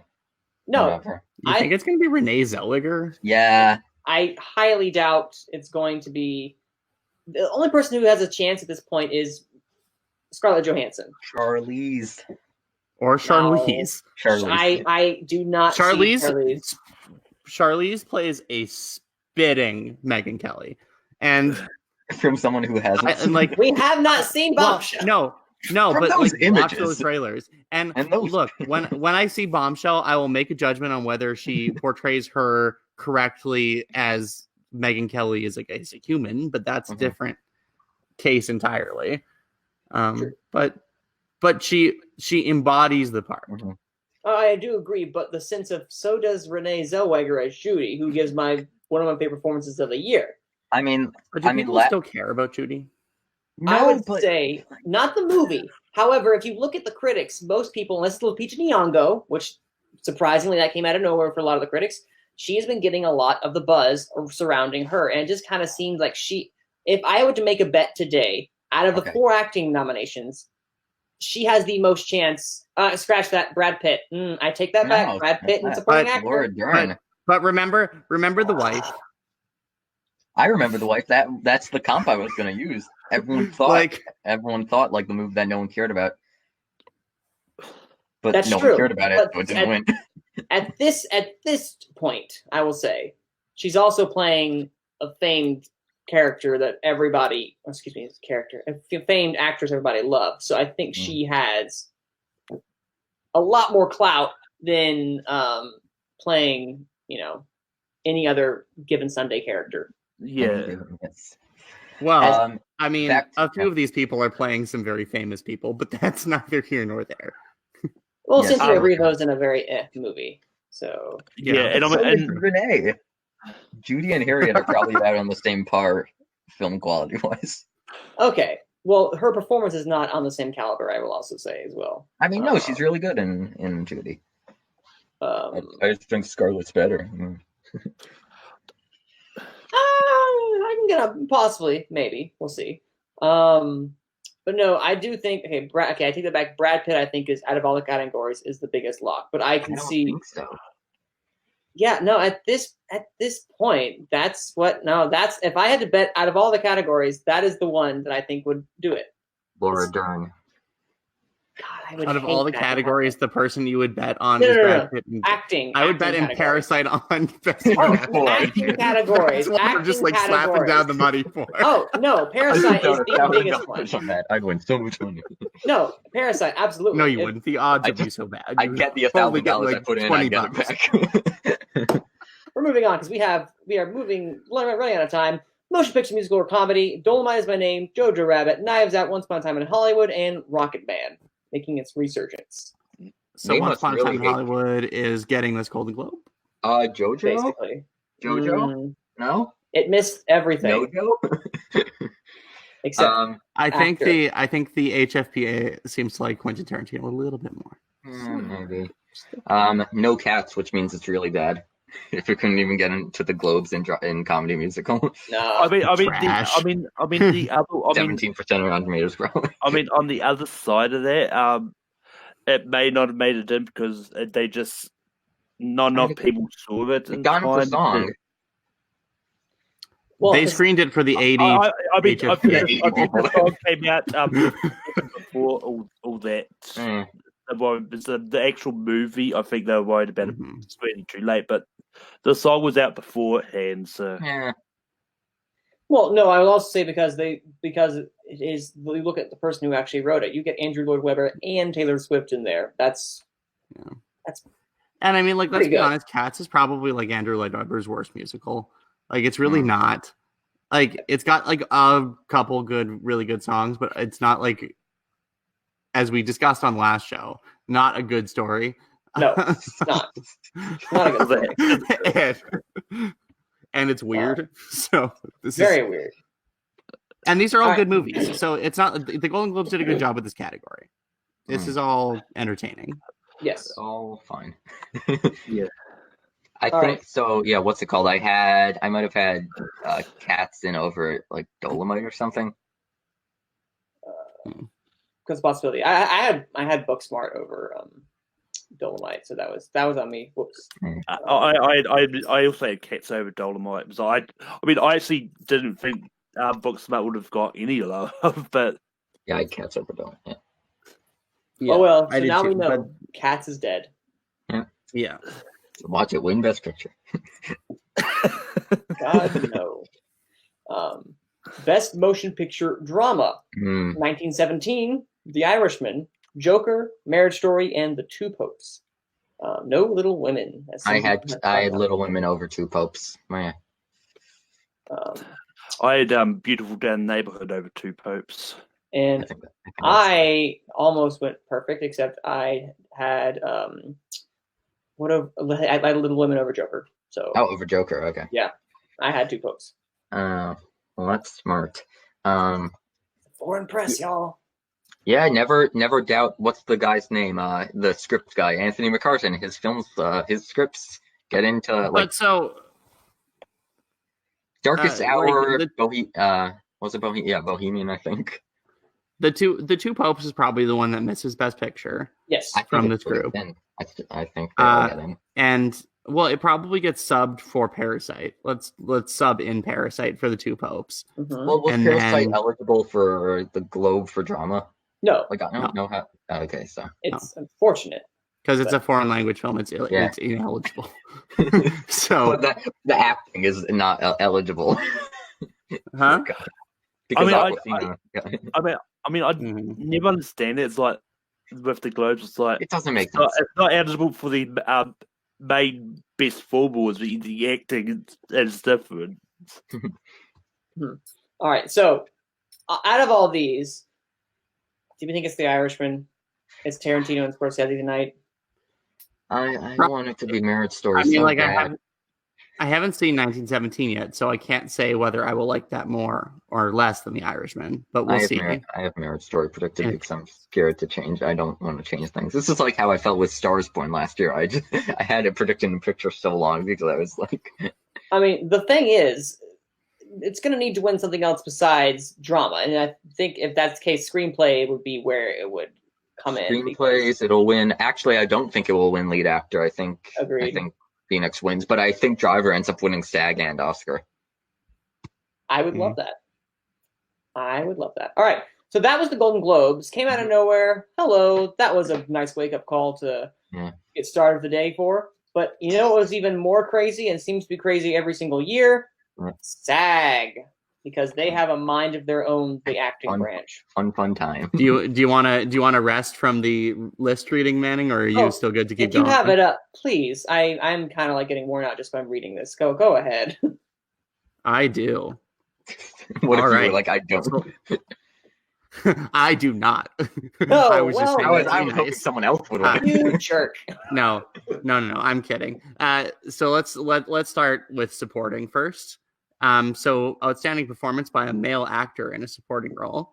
The Screen Actors Guild / Union decided to nominate Jamie Foxx for Just Mercy, Tom Hanks for A Beautiful Day in the Neighborhood, Al Pacino for The Irishman, Joe Pesci for The Irishman, and Brad Pitt for Once Upon a Time in Hollywood.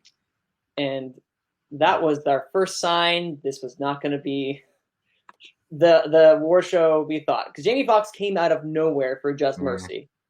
Because, of course, there was some buzz we heard about, but I don't think anyone here predicted that was going to happen. It's fine. The movie, by the way, is also fine. Tiff? Yep. I'm so cool. Right out of the screening, I was like, I feel like this might come in late in the game, like how Greenbrook did. But it does seem it kind of faded. I had Hopkins over Fox. I mean, at this point, that's probably what the Academy does. I feel like they probably just go with the Globes 5, maybe. I mean, supporting actor. While there are a lot of great performances, I feel like at this point it's very top 7 heavy. Well, no, I think the Academy snubs Hanks, so they go with the Globes 4, and then they find someone to put in there. You truly believe that? What do we think about in supporting actor? What do we think about Song Kang-ho from Parasite? I think that would be a cool nomination. That'd be awesome. Because I'm having people tell me that he's for sure getting it. And I'm like, I wouldn't say that. I mean, it got into SAG Ensemble and it couldn't even get into an individual category. Now, I will say this. Look at last year. I know Roma did supporting actress Marina de Tavera, I believe, and Yalitza, yeah. Yeah, Abe's not here to correct me, so I'm not even going to try that. It is de Tavera and Fabrizio. And Roma didn't even get ensemble. Exactly. Yeah. It didn't get ensemble. No, I'm kidding. But, so, I mean, De Tavera was definitely the surprise.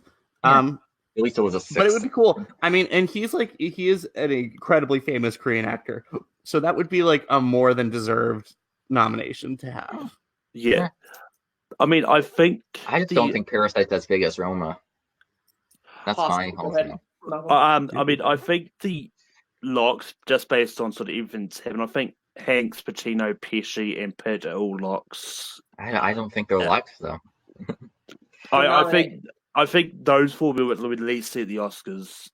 I will say I think that for sure it's Pitt, Pesci, and Pacino. I think the 3 Ps are in there. I agree. The 3 Ps. We need diversity in the last. Oh, you don't think Tom Hanks is getting in? Tom Hanks? No. Yeah, before everyone was famous. Well, I mean, if he can't get nominated as Tom Hanks, then maybe he should have to to his first name. His identical twin brother. Remember that one year Colin Firth won for the King's Speech? Every other actor started with a J, and does no one else remember that? James Franco, Jeff Bridges, what was it again? Jesse Eisenberg. Right now, yeah. And there's one other person I forgot, but it was just wasn't that Moneyball? Wasn't that Moneyball year? That you said? No, that was not. That was the year after. But it was so funny. Side note, tangent aside. I know, yeah, that's pretty good comedy. Do we truly believe that Tom Hanks, I'm going to jinx it again, can get in this year? After our revelation that the Academy hates him, no, I don't think that he will. We had a whole documentary about it, Yeah, exactly. The documentary missed. Why would he get in? I mean, I think there's a chance. I think there's still a chance that Hanks will get in. Oh yeah.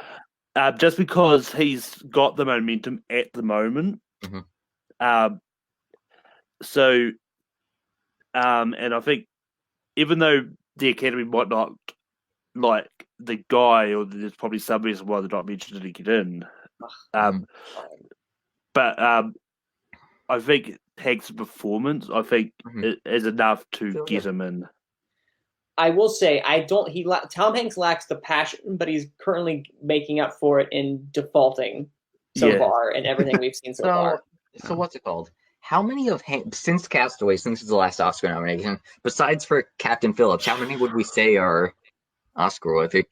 I mean, they're really good, but it's I wouldn't call them snubs. Like snubs, I feel like everyone had him predicted. I don't think everyone had him predicted for The Post or for Sully or say Mr. Banks or the Post one.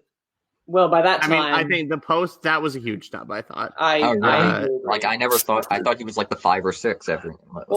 Sully, I think could have been a nomination. I thought he was better than Mark Rylance in Bridge of Spies. Oh yeah, that also, yeah. It's more that all his co-stars get. He should have been nominated for Save Mr. Banks. He elevates everybody else. Which is why Matthew Rhys gets in. The thing is, right now at this point, is that everything he's tried all these award films and he keeps missing them. Not the fact that every performance he gives is awards worthy, but the fact that everything he does has clout to it, and he never gets in, but everything else gets in besides him. So it's just the last few, I guess. It's been like a current trend. Yeah. Sure. Yeah. It's a joke. I actually think he wins the SAG. Bold prediction. He wins SAG. Because I feel like SAG sometimes gets like one wrong with the Oscars. Like they're a good predictor, but like last year I think they got 2 wrong, and maybe the year before they got 1 off. I think this is the one. Yeah. Well, I think they're getting 2 wrong this year. So are wrong in what they pick, or wrong in how SAG matches up with Oscar, or variants. In terms of winners, like. Okay, that I don't know yet, but we'll. Go ahead, Ryan. Shall we move on to supporting actress? Malcolm, say your last thing you were going to say, then move on. Yes. Yeah, I'll say. I mean, I think part of the reason I think there could be a chance that Hank to get in is the reason a lot of people say for a lot of them they may nominate him because they haven't nominated him so long. And they want it. It's going to be one of the career Oscars this year that. Yeah, well, at least gets nominated in there. Yeah. All right, Ryan. Hit us. All right. Outstanding performance by a female actor in a supporting role. Laura Dern for Marriage Story. Scarlett Johansson for Jojo Rabbit. Yeah. Nicole Kidman for Bombshell. Jennifer Lopez for Hustlers. And Margot Robbie for Bombshell. Yeah, I didn't have the Bombshell people. I don't think many people knew this Kidman, Bombshell was coming. I think people might have had Margot Robbie. But the love of Bombshell, because I literally was forgetting about Bombshell outside of really just Charlize Theron. Of the award season movies, it's had the best trailers. Like good trailers. The Bombshell trailers have been considerably better. But that bad guy one is such a good trailer. But that is such a good trailer. What tone is it for? Who's this marketed? Is this the same crowd that liked Vice? Is this the tone? Yeah. I hope sign me up then. I hope that I like this movie way better than Vice. Like I hope that it treats these women with respect. But we'll see. It might not. But I've heard differing opinions. I saw a tweet about a scene in the movie basically, which actually would agree with Ryan, but So in response at this point, looks like you have Jennifer Lopez and Laura Dern are the safest. They have made it almost in everything that they need. I do not see Bombshell co-stars repeating. I do not see. I think Robbie gets in. Yeah. I do think Margot Robbie gets in as well too. But do you think that Scarlett Johansson pulls, and we'll talk about this in a second, but do you think that she pulls the double nom? Yes. I really hope not. Because we all know my opinion on her performance in JoJo. Oh, she's good in JoJo. What's with you? Manning did not like her in JoJo, but took him out of the movie. But I thought that performance was particularly good in Jojo Rabbit, so I would be quite thrilled if she were to get double nominated, and I think it would be quite well deserved. Yeah. I prefer Thomas and McKenzie, but sure, why not? I mean, I don't think we'll see a double nomination in supporting actress at the Oscars, and I think it's most likely going to be Margot. Yeah, Kidman. I agree. Mm-hmm. Nicole. I think I know a lot of people talking about Nicole Kidman. Yeah, I know. I don't think she gets in. I think this is the weird nomination. Well, because every year SAG has those, like, they'll have Sarah Silverman in for whatever movie that she was in that year. They'll throw in, or the Emily Blunt, because SAG loves Emily Blunt, but not. And she gets in. Yeah. So the big three: Laura Dern, Jennifer Lopez, and Margot Robbie. I think we agree. Sure. I think those are probably the strongest three. Yeah. I actually have a weird. I think ScarJo gets in as well. No, yeah, I don't think she's that safe though. No, I don't think she's that safe either. But I think I think she's safer than Kidman at the moment, unless Bombshell really starts to do really better. Yeah. So instead of the two Bombshell people, I had Florence Pugh for Little Women. People were predicting her, and I had Annette Bening. Oh, okay. Just as a heads up, Florence Pugh, I am still single. Let that be the record state. We had this discussion last time, and I'm moving on now because her Instagram stories are amazing. Go watch them. She narrated. I am not going to do that. I was going to come on. Okay, moving right along. Quickly, I was going to say I kind of had a suspicion that J-Lo would miss, but she didn't. I felt like something. I don't think she's. I don't like that performance as much as everyone else, but that's. Don't tell Abe. Yeah. Yep. All right. Outstanding performance by a male actor in a leading role. Ooh. Christian Bale for Ford versus Ferrari. Leonardo DiCaprio for Once Upon a Time in Hollywood. Adam Driver for Marriage Story. Taron Egerton for Rocket Man. And Joaquin Phoenix for Joker. Yeah. I had Price and De Niro over Egerton and Bale. Yeah, no, this is where I had a feeling Bale. Yeah. They love Bale. Yeah. I should have gone with that in the end, because whenever he has a movie that's doing well at the Oscars, he seems to just kind of go right. I still kind of think that Egerton misses and De Niro's in that spot, but I don't know. It's hard to say, but that would be my Oscars guess. Yeah, if I had to guess it. See, the thing is, I see these five, and I see you could say these are the Oscar 5, and I believe you. These seem like a very safe, very solid 5 over here that we would have. I think Egerton misses and Price is in that spot. I mean, if Price may have to, possibly. Depends on, because Two Popes did everything in Golden Globes and nothing here is the thing. Yeah, but listen, I just want to say that Anthony McCartan stat that his 3 previous scripts have all won Best Actor. Bohemian. That's like a random random stat. Bohemian, Darkest Hour, and Theory of Everything. Okay, but those. I know it's that. I don't know that that's I don't know that that's particularly relevant to the case at hand. It's an interesting stat, though. But yeah, it's an interesting stat. I think that him and Tom Hooper are going to make a movie. Since we're doing the safe people, I think that Joaquin is safe. I think that Adam Driver is safe, and I think that Leo is safe. Yes, I think those are your 3 that are going to be in there for sure. Yeah, they are defaulting at this point. Is anyone surprised that? Maybe not surprised that they're not giving Damon as much love as Bale. No, he's not good. They're co-leads, right? They campaigned. They are co-leads. Yeah. Okay. Yeah. And gone in supporting. I wonder if Damon would have gone in supporting. I think I think he probably would have. Yeah. And honestly, I think this is the case of Bale and Damon, just because they're competing up against each other, they're splitting the votes, and Bale's just the one that's getting that little bit of the extra edge on his side. Yeah, Bale has a showier role than Damon. Yeah. And Bale is, I think, traditionally, is a recognized great actor. Yeah. Whereas Damon has, Damon's good, but he's not a great actor. Yeah. He has to carry an entire performance, or entire movie in a performance, a la The Martian, for us to be yes, Damon. Martian, the great comedy of its time. Never gets old. But all right. Go ahead. I personally think this is probably the 5 we're going to see at the Oscars. I would not be surprised. I just don't think Egerton gets in, but whatever. If he did, that'd be pretty Moving cool. on to outstanding performance by a female actor in a leading role. Ooh. This is a weird category. Cynthia Erivo for Harriet. Scarlett Johansson for Marriage Story. Lupita Nyong'o for Us. Woo! Charlize Theron for Bombshell.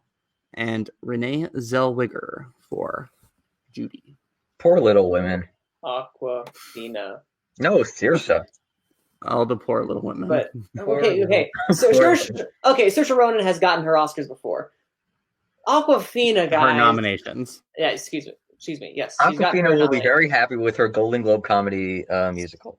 And her Gotham now, apparently. But no, I'm heartbroken. I mentioned I was heartbroken the fact that she was going to miss, but I had this sneaking suspicion and I didn't want to go with it. But Lupita Nyong'o getting in for Us is really, really, really cool. I love it. Yeah, I mean, I think from here, I think the three safest: ScarJo, Charlize, and Renee. Yeah. Cynthia could squeak in, but yeah, but I think Awkwafina's probably going to get him for the Oscar. Oh, don't get my hopes up. You're hurting But me. honestly, there are so many marginal actresses this year. This is not a very good category. It's kind of there's a few good performances, but it's not an all-timer is what you're saying, type of. It's not an all-timer, and it's it feels the weakest of the categories. It just doesn't seem like there's a lot going on. Well, and maybe when we see Bombshell, we'll feel differently or something. But I don't know. I think it will look like a very good category, whatever 5 get nominated, and everything below it will not be good because that category does not go deep as other categories. But I think the category itself, the 5 people themselves, will look good. Oh, I think there's a solid 7 at this point, really, and then just kind of change those last. Beanie Feldstein is literally the 12. She is 8, 9. But again, I'm saying on Gold Derby, that's how weak it is. Really? Yeah. Emma Thompson for Late Night is 9. Yeah, this is a relatively category. But no, I will say, Lupita Nyong'o, for us, this is getting reminiscent of Daniel Kaluuya. Did he get in for Golden Globes? He did not win. Franco won. No, did he get in general? Oh, he did get in. He did get in. Okay. I'm surprising because if Lupita, because she's been getting, as we know, a lot of the critics have been giving her awards this past couple weeks. And now that she's gotten in for SAG, do we think that could translate to a BAFTA, and if not a BAFTA, an Oscar, or vice versa? I mean, we saw last year with Ethan Hawke, critics don't mean much, but also... He didn't make it anywhere else, though. Lupita did get in at SAG. Yeah, you're right. I made Ryan upset. No, he didn't make me upset. Oh, okay. I thought I said something dumb.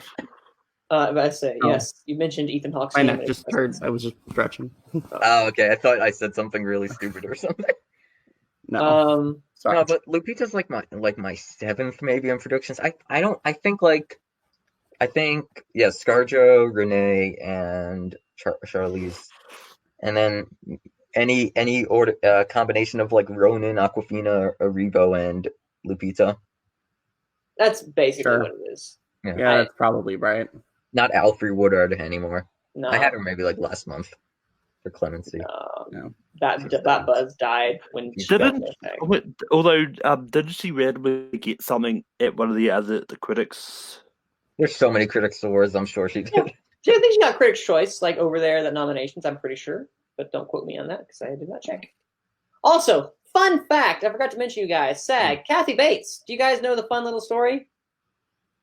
What's the fun story? Richard Jewell didn't pay for them early enough? No, Richard Jewell, whoever was in charge of submitting Kathy Bates, supporting actress, submitted her in lead actress by accident.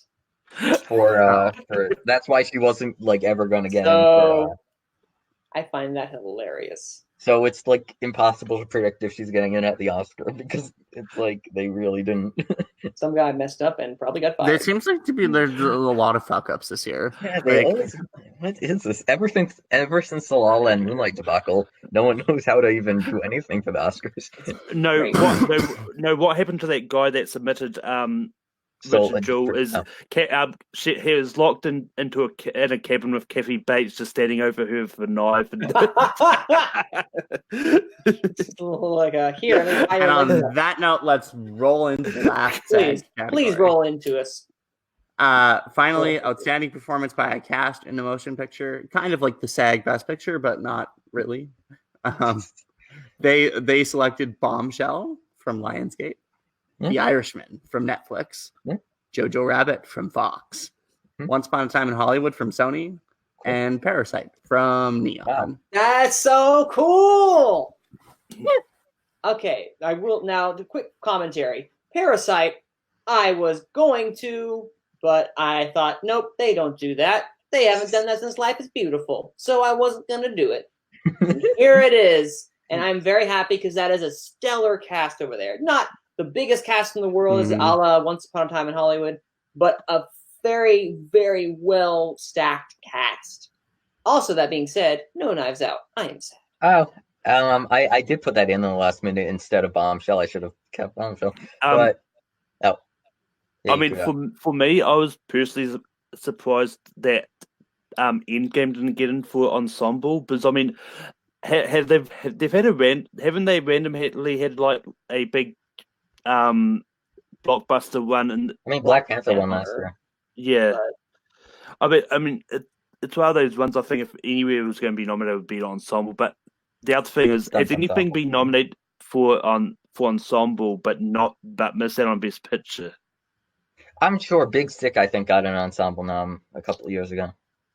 There's always that one or a couple films in general that will get SAG, and because they have that's what I thought Knives Out was going to do this year. I thought, like, I kind of don't like. I don't think that Bombshell is going to get a Best Picture nomination. Oh, no. I mean, it might. I think it does. We need to hear more buzz from it, because I mean, I think we need to see the movie.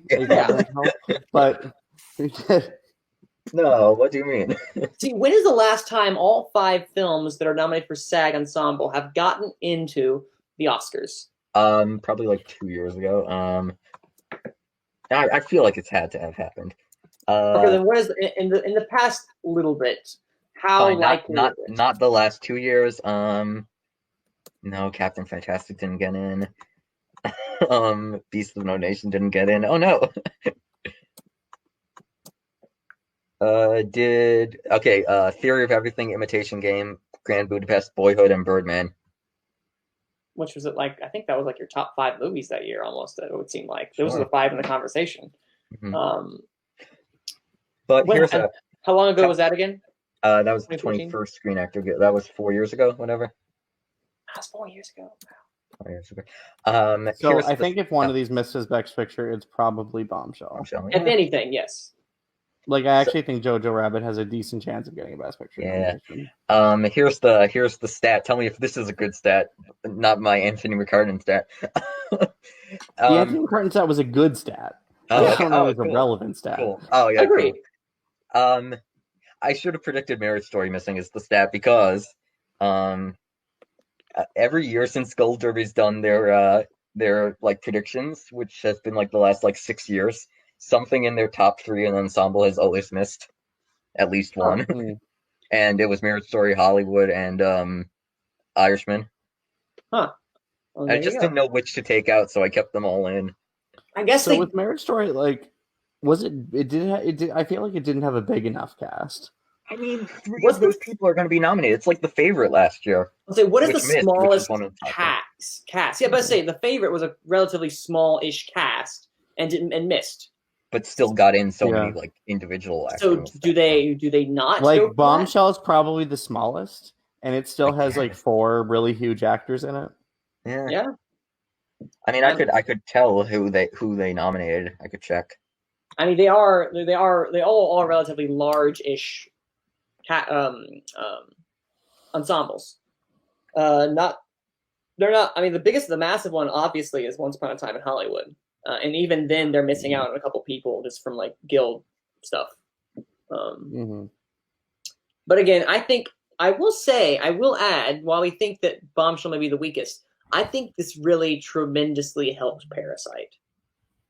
A lot to be in the conversation. I think it is currently like in the top 3 at the moment. This in for me personally, ensemble or in picture for Oscar? Oh, okay. Picture, because I don't have it winning yet, because The Irishman and Once Upon a Time are still up above it. But if we're looking at it just as what this means, Parasite really needed this boost when it didn't even. I don't think anyone else realized at this point that it was going to break a stat like that since Life is Beautiful. We'll see if it wins at the Globes for anything besides foreign. Because at least Cuarón last year won for director. Yeah, this just kind of shows there is a lot more love for it outside of just like maybe some tech stuff, that the acting is respected. And I think that bodes well for its chances coming up once we actually get to like the heat of the nominations. I think it's like 5th. Also, I hate to rub this a little bit more, but I think I've just remembered another movie I think was nominated for Best Ensemble, but not Best Picture. Was Mudbound nominated for Best Picture? It was not nominated for Picture. That's Should've. why I was going back. Great movie. But yeah, any last minute thoughts you all have before we move on from SAG completely into I guess relatively quick discussion of Marriage Story? No, I don't think. I think I did worse than my SAG predictions than Globes predictions because SAG's gonna SAG, but SAG's gonna SAG. That's I didn't do any predictions for the SAG. I ran out of time. Maybe an NA is better than. I think that might bring your overall percentage down if you might do that, because SAG loves to throw in a couple of weird things, and this year Bombshell was the one they kind of came out of nowhere. I think Parasite came out of nowhere in ensemble. Well, the buzz around Parasite was present. It's a very good ensemble. It is. I didn't think. If I have to nominate an ensemble cast, Parasite is probably on my list. Oh yeah. It is top 5. It's definitely on my list. What am I saying? Probably. Anyways. All right. So at least Joker didn't get in. I was so scared Joker was going to get in. Ooh, don't say such things. Even though it's not like the. All right, so we're going to try to run through this as quickly as possible for Marriage Story, because time is no longer on our side. All right, Marriage Story. I talked about it briefly this past episode, so I'm going to defer to Ryan again, and then we can go to Malcolm, and we go to Avi. Quick spoiler-free thoughts of Marriage Story. Interesting movie. Like Noah Baumbach has a very particular style of movie, and this is very much a Noah Baumbach movie. And yeah, it's not my favorite of his Netflix movies, but it's really good. Is the My Rich Stories take that? Is that his only other Netflix movie? Yeah, well, yes. I wasn't sure. It is. Jojo Rabbit's not my favorite Scarlett Johansson movie. Malcolm. Scarlett Johansson. Jojo Rabbit is my favorite Scarlett Johansson movie of all time. So no, 2019. Okay. 3 movies technically. Endgame. Scarlett Johansson happens to be in a couple of very good Captain America movies, amongst some other things. Yeah, I really enjoyed Marriage Story. It wasn't quite what I expected, because I thought. I didn't think it was just going to be just about the sort of divorce proceedings. I thought there was going to be a little bit more happier moments in there as well, sort of leading up to it. But ultimately, I did enjoy the movie, even though it was, yeah. Avi. To quote Adam Driver, I cried 4 times. No, it's such a good movie. It's my favorite of the year, and I saw it back at TIFF. And to rapturous applause. No, it's really good. I don't know how much I could talk about with spoilers. I think it's just a very well made movie from top to bottom. All the performances except one performance I have issue with. It's a small performance. I don't know. We'll get into spoilers when we do. But no, I think the movie's just really well made. I don't know, when I like a movie, there's not much I could talk about. Like, I can't really rant about it. I just think it's a really well made movie. Yeah, favorite of the year. and I mentioned it again. Wow. I'm about to say that's high praise, but I mentioned it last week about my thoughts on it. And I think it is a very well done movie. I really, really enjoy it. I was very uncomfortable most of the time. He's going through this very personal experience that I have known people that have gone through this, and I think most people know to an extent. If they haven't gone through it themselves, know those who have gone through it. And I think the way that he tells it, the sharpness of the script, the vulnerability of the script, the acting in this in particular is very good from our two leads, specifically. Driver and Johansson. Now, I will say, before we move on to our spoilers, there has been this quote-unquote meme going around Twitter that I hate. Yep. It is just singling out that one yelling scene. It is a basic, it's a 5-minute scene in a 2-hour plus movie. Not even a bad scene. Out of context, it's not even bad. That's what I'm confused about. I'm so confused. I don't understand why people consider it bad, because they're just quote unquote yelling acting, which they say is the easiest to do. I'm not an actor. I don't know what the easiest thing is to do, so I can't. Probably to not act. Yeah, but I want to clarify the opinion of Gone with the Wind in general and say that we do not judge movies based solely upon one clip. Let the record state. We judge it on 2 clips. We judge it on 2 clips. Yes, only 2, and they have to be at least 5 minutes each. No. A proper discussion relies upon you having seen your movie, or at least having seen a majority of the film. That's a controversial stance. Very controversial stance. See a full movie before you cannot base an entire movie off of a single scene, because that in itself is you are reviewing a scene you're reviewing a movie in a vacuum with a single scene, because that is such a small percentage of the film, and is in fact a very cathartic moment only for the viewer, but for the actual characters themselves. Yes. Rant over. That's it. It's not even 5 minutes. It's 2 minutes and 20 seconds is what Twitter allows. It's not even 5 minutes. Yeah. But I mean, like when she first actually enters the door and all that stuff.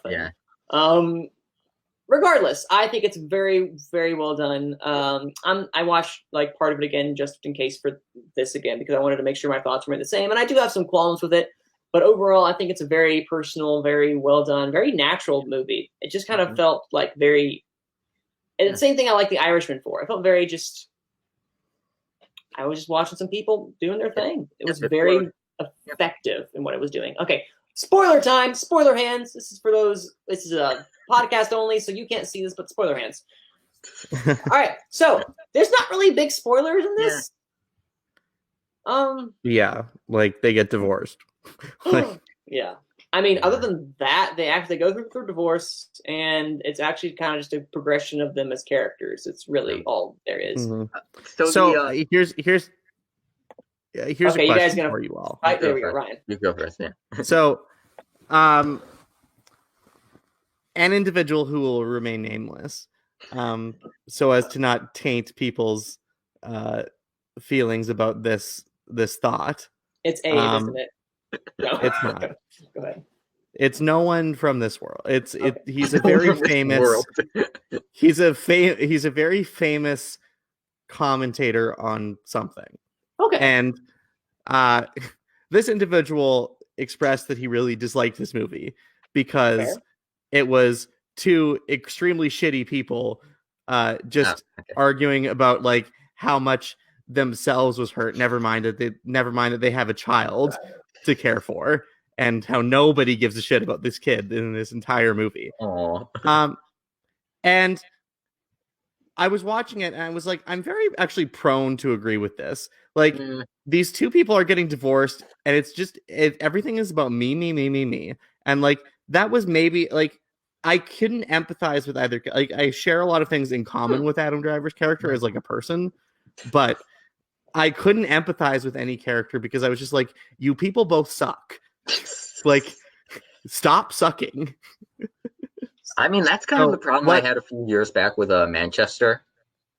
I couldn't. I mean, that was also right before my father passed away, so I was like, I've never lived I don't really care about whose life sucks more or whatever. Yeah. What I will say in defense of this said individual, or not defense, excuse me, in response to the said individual, and in defense of it's Ryan. He's just talking in third person.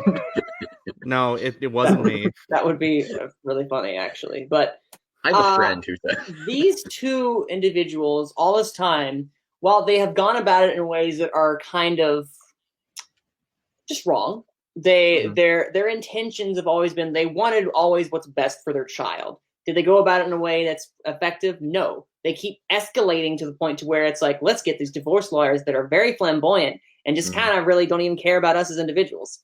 Yeah. I'm actually really curious if that's actually how lawyers interact. We'll get to that in a moment. Oh, I'm excited. Toward the end. I'm excited. I think that these two people felt very real in the fact that they were flawed, but their intentions were always pure. And you find that at the very end, they just want what's best for their kid. You will literally look while they are yelling.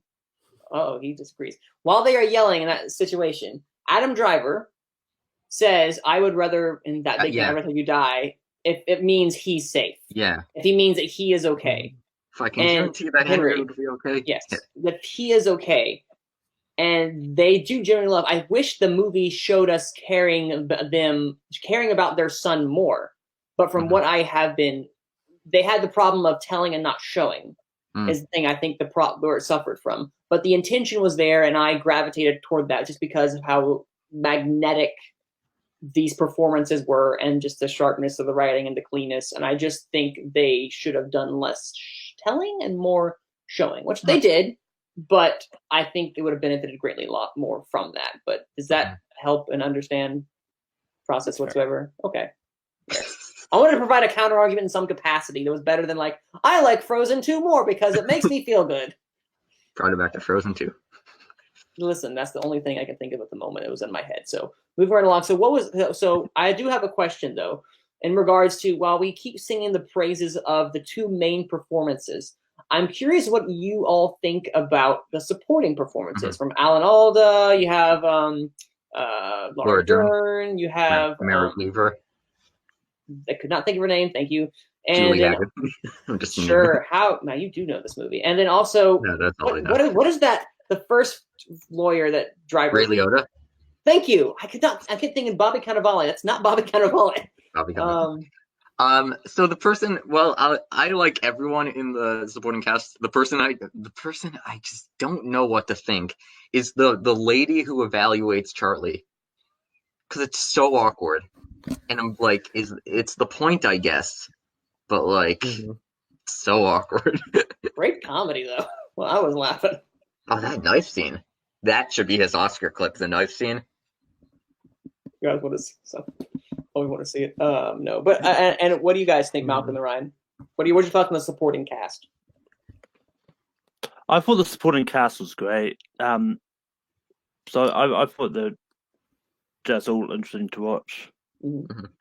No major. Yeah, I think they were mostly fine.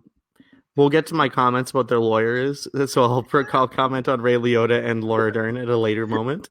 But yeah, and I think that like the thing about a lot of the supporting performance in this movie is that a lot of them are really tiny.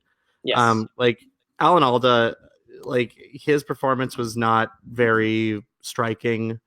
Wallace Shawn is in this movie a fair bit, and it's just kind of like, okay, fine, you're there. Alan Alda grew on me in my rewatches.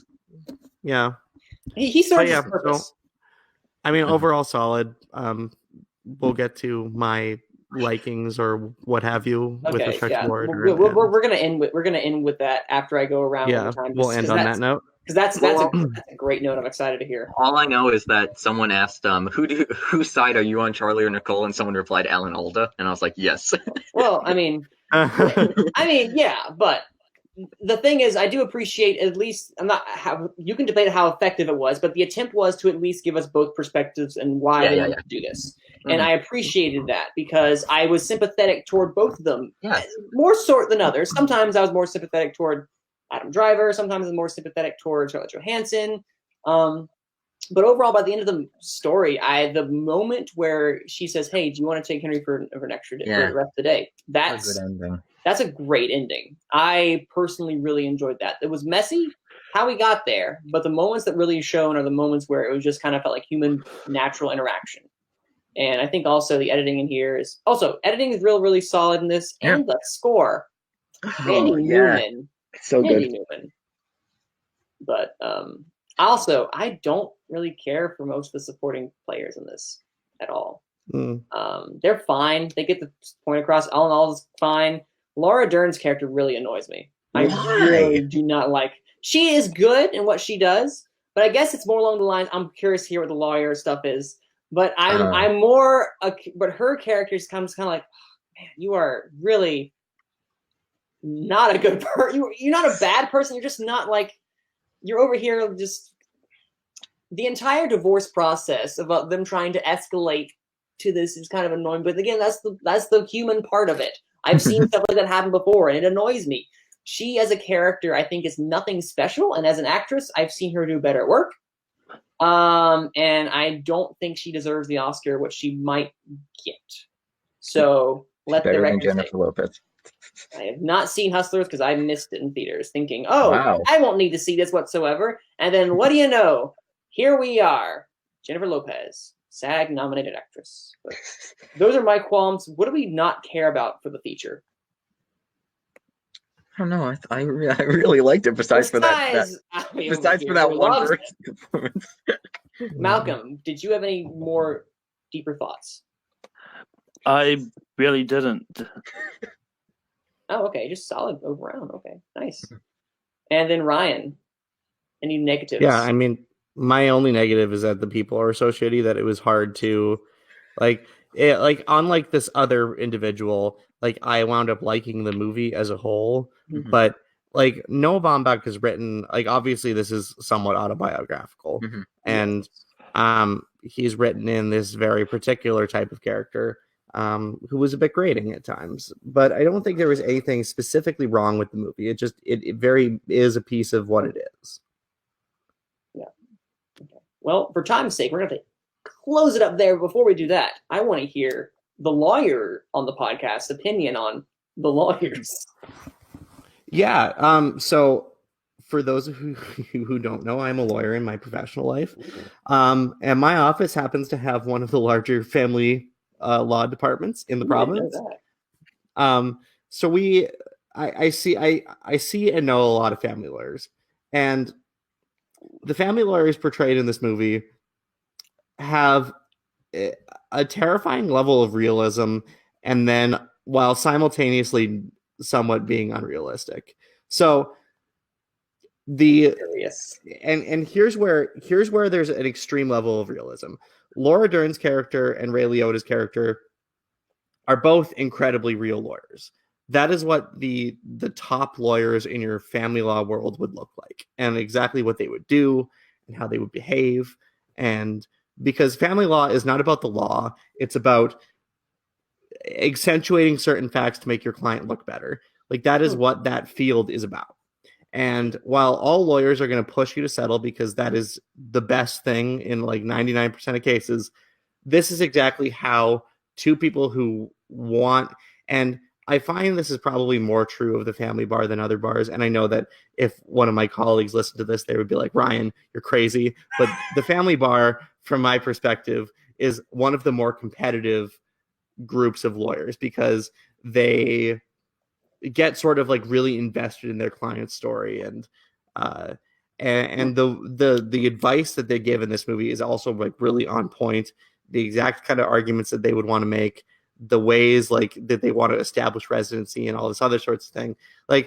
It's actually extremely well formulated, and I think that was something that I, as a professional, appreciated of this movie. Simultaneously, Alan Alda, also a very realistic lawyer, and he is the realistic, non-confrontational family lawyer, and they exist.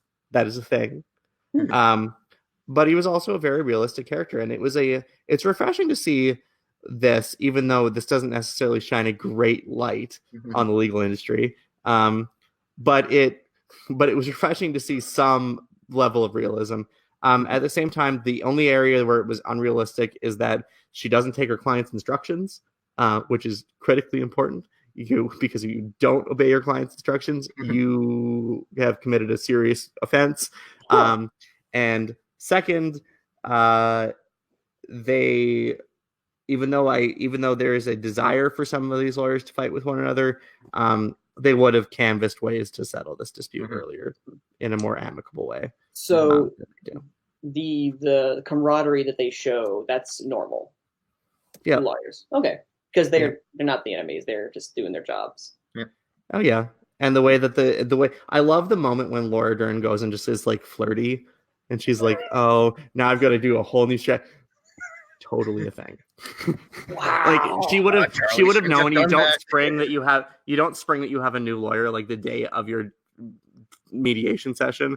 So like that would never happen. No. But notionally, the idea of like seeing who the new lawyer is and changing your demeanor to fit that, totally real. So you have to legally let them know you're changing your lawyer. You're a party. Yes, you do. Party. Makes sense. You do. That makes sense. Okay. I just like the one line that Alan Alda delivers where he takes the driver into like the extra room and he's like, she's really good. The honesty. She's a really good lawyer. Yeah. Okay. Well, I felt like I just learned something new today. Because I was watching his lawyers and I'm like, I know Ryan. He's not like this. He's a lot more I am not a family lawyer. Nothing like Laura Dern's character. In the corporate, commercial, and real estate world, we are all very nice to one another. There you go. Okay. I was like a wide reaction. I was about to say this is a false. So every lawyer is different. What you're saying, every professional profession is different. Okay. Okay. Well, that, ladies and gentlemen, that covers it. I said we were gonna try to go under 2 hours. Here we are, 2 hours and 10 minutes in. Whoops. We had a lot to cover today because everything dropped. Next week should be a lot easier because we don't have as much dropping. Again, I want to thank. What was so funny? You say that now, and inevitably there's going to be some massive news. Okay, you're right. I retract my statement. Actually, debatably, there's going to be a lot of movies to review next week. Movies, yes. Just hopefully not a lot of guild stuff. We will see. Because Star Wars, Cats, Bombshell. Hey, that's next week. That's a good triple feature. I got my ticket. Oh, by this time next week, I'll have seen Rise of Skywalker. Everybody. And Cats, maybe. Yeah. Will we all have seen Rise of Skywalker by this time next week? Yes, probably. No, because I didn't pre-order, so I'm just kind of gonna see what happens. Yeah. 10 o'clock tickets on Thursday night. Me and my sister are going. We're excited. I have something called work. 7. Oh, you dog. I had work, so I had to wait till afterwards. Okay. My boss and I are going together. Oh, wow. Look at you. Look at you moving up the world. I'll pre-order tickets for Cats, though. No. Oh, I'm so sorry. No. Okay, so anyway, this has been this is the 36th episode of Gone with the Wind. We are not even near 100. We have a ways to go for that. But next week, guys, we're going to be, again, discussing a bit more films. We'll have some more many reviews and discussions. But until then, Ryan, where can people follow you? Find me online anywhere at rmckenna19. All right. And what will you be watching this week? I will be seeing Star Wars. I will be seeing Bombshell for sure. I might go see Cats. We'll see how I'm feeling. And I put up a poll to see what I'm going to watch tonight, and it looks like The Farewell is winning, so I will get to stay home and watch The Farewell. Oh, okay. So, excellent choice. I was pulling for the report. No, Farewell is an excellent choice. One of my favorites of the year. And then Malcolm, where can they find you, and what are you watching this week? I mean, Wise Gold could probably be what I'll be watching. There really isn't a lot that I haven't seen that's coming out, so I don't know, but you can find me on Tape 3 hosting Rankum every Sunday night. By the time this drops, our last episode would have been about Star Wars moments. You can also find me on Full Metal hosting various stuff over there. You can find me doing The Bracketeers. We're doing holiday movies today, but this month. But yeah, it's a lot of fun. You can find me everywhere, and yeah. And the fact that White Christmas got out first round makes me very, very, very sad. I mean, both Miracle and 34th Streets have just gone too. So. This is ridiculous. I object this. And then, Abby, where can they find you? What are you watching? You can find me anywhere, probably SAK, SAK, SKIDZ. What I'll be seeing this week, some variant of Bombshell, Cat, Star Wars, Richard Jewell, and Jumanji. Whatever I get time to see. Oh yeah, Richard Jewell too. Yeah, that's right. Yeah, I got to see Richard Jewell. I don't believe it's good, but we shall see. Technically, that came second in the poll, so maybe I should have been a little bit more. And I am seeing Pain and Glory on Monday because I was supposed to see it, but I do want to see. What if I don't get to any of those, but I see the Playmobil movie instead? Why would you do that? Just because I hear it's bizarre. I've heard reviews. I hear it's bizarre. I mean, if you want to watch something for Razzies, go ahead. I'm sure it'll do quite well. It might be out. I think it had like the worst opening ever in like 2,000 or more theaters. That's not good. And you can find me, of course, on Twitter at no, you can't. Try that again. You can find me on Twitter at Cine_man. That's CINE_MANN. Everyone in my house has just went to sleep now, so I have to get a little more quiet. But you can find me again, Twitter and on YouTube at Manning Franks. And thank you guys for watching this episode of Gone with the Wind. Because next week, Star Wars is over, guys. And I'm sad. For now, until they do something else. Until the next one. Until the next one, the final chapter, quote unquote. Thank you guys for listening, watching, whichever. Have a great holiday season.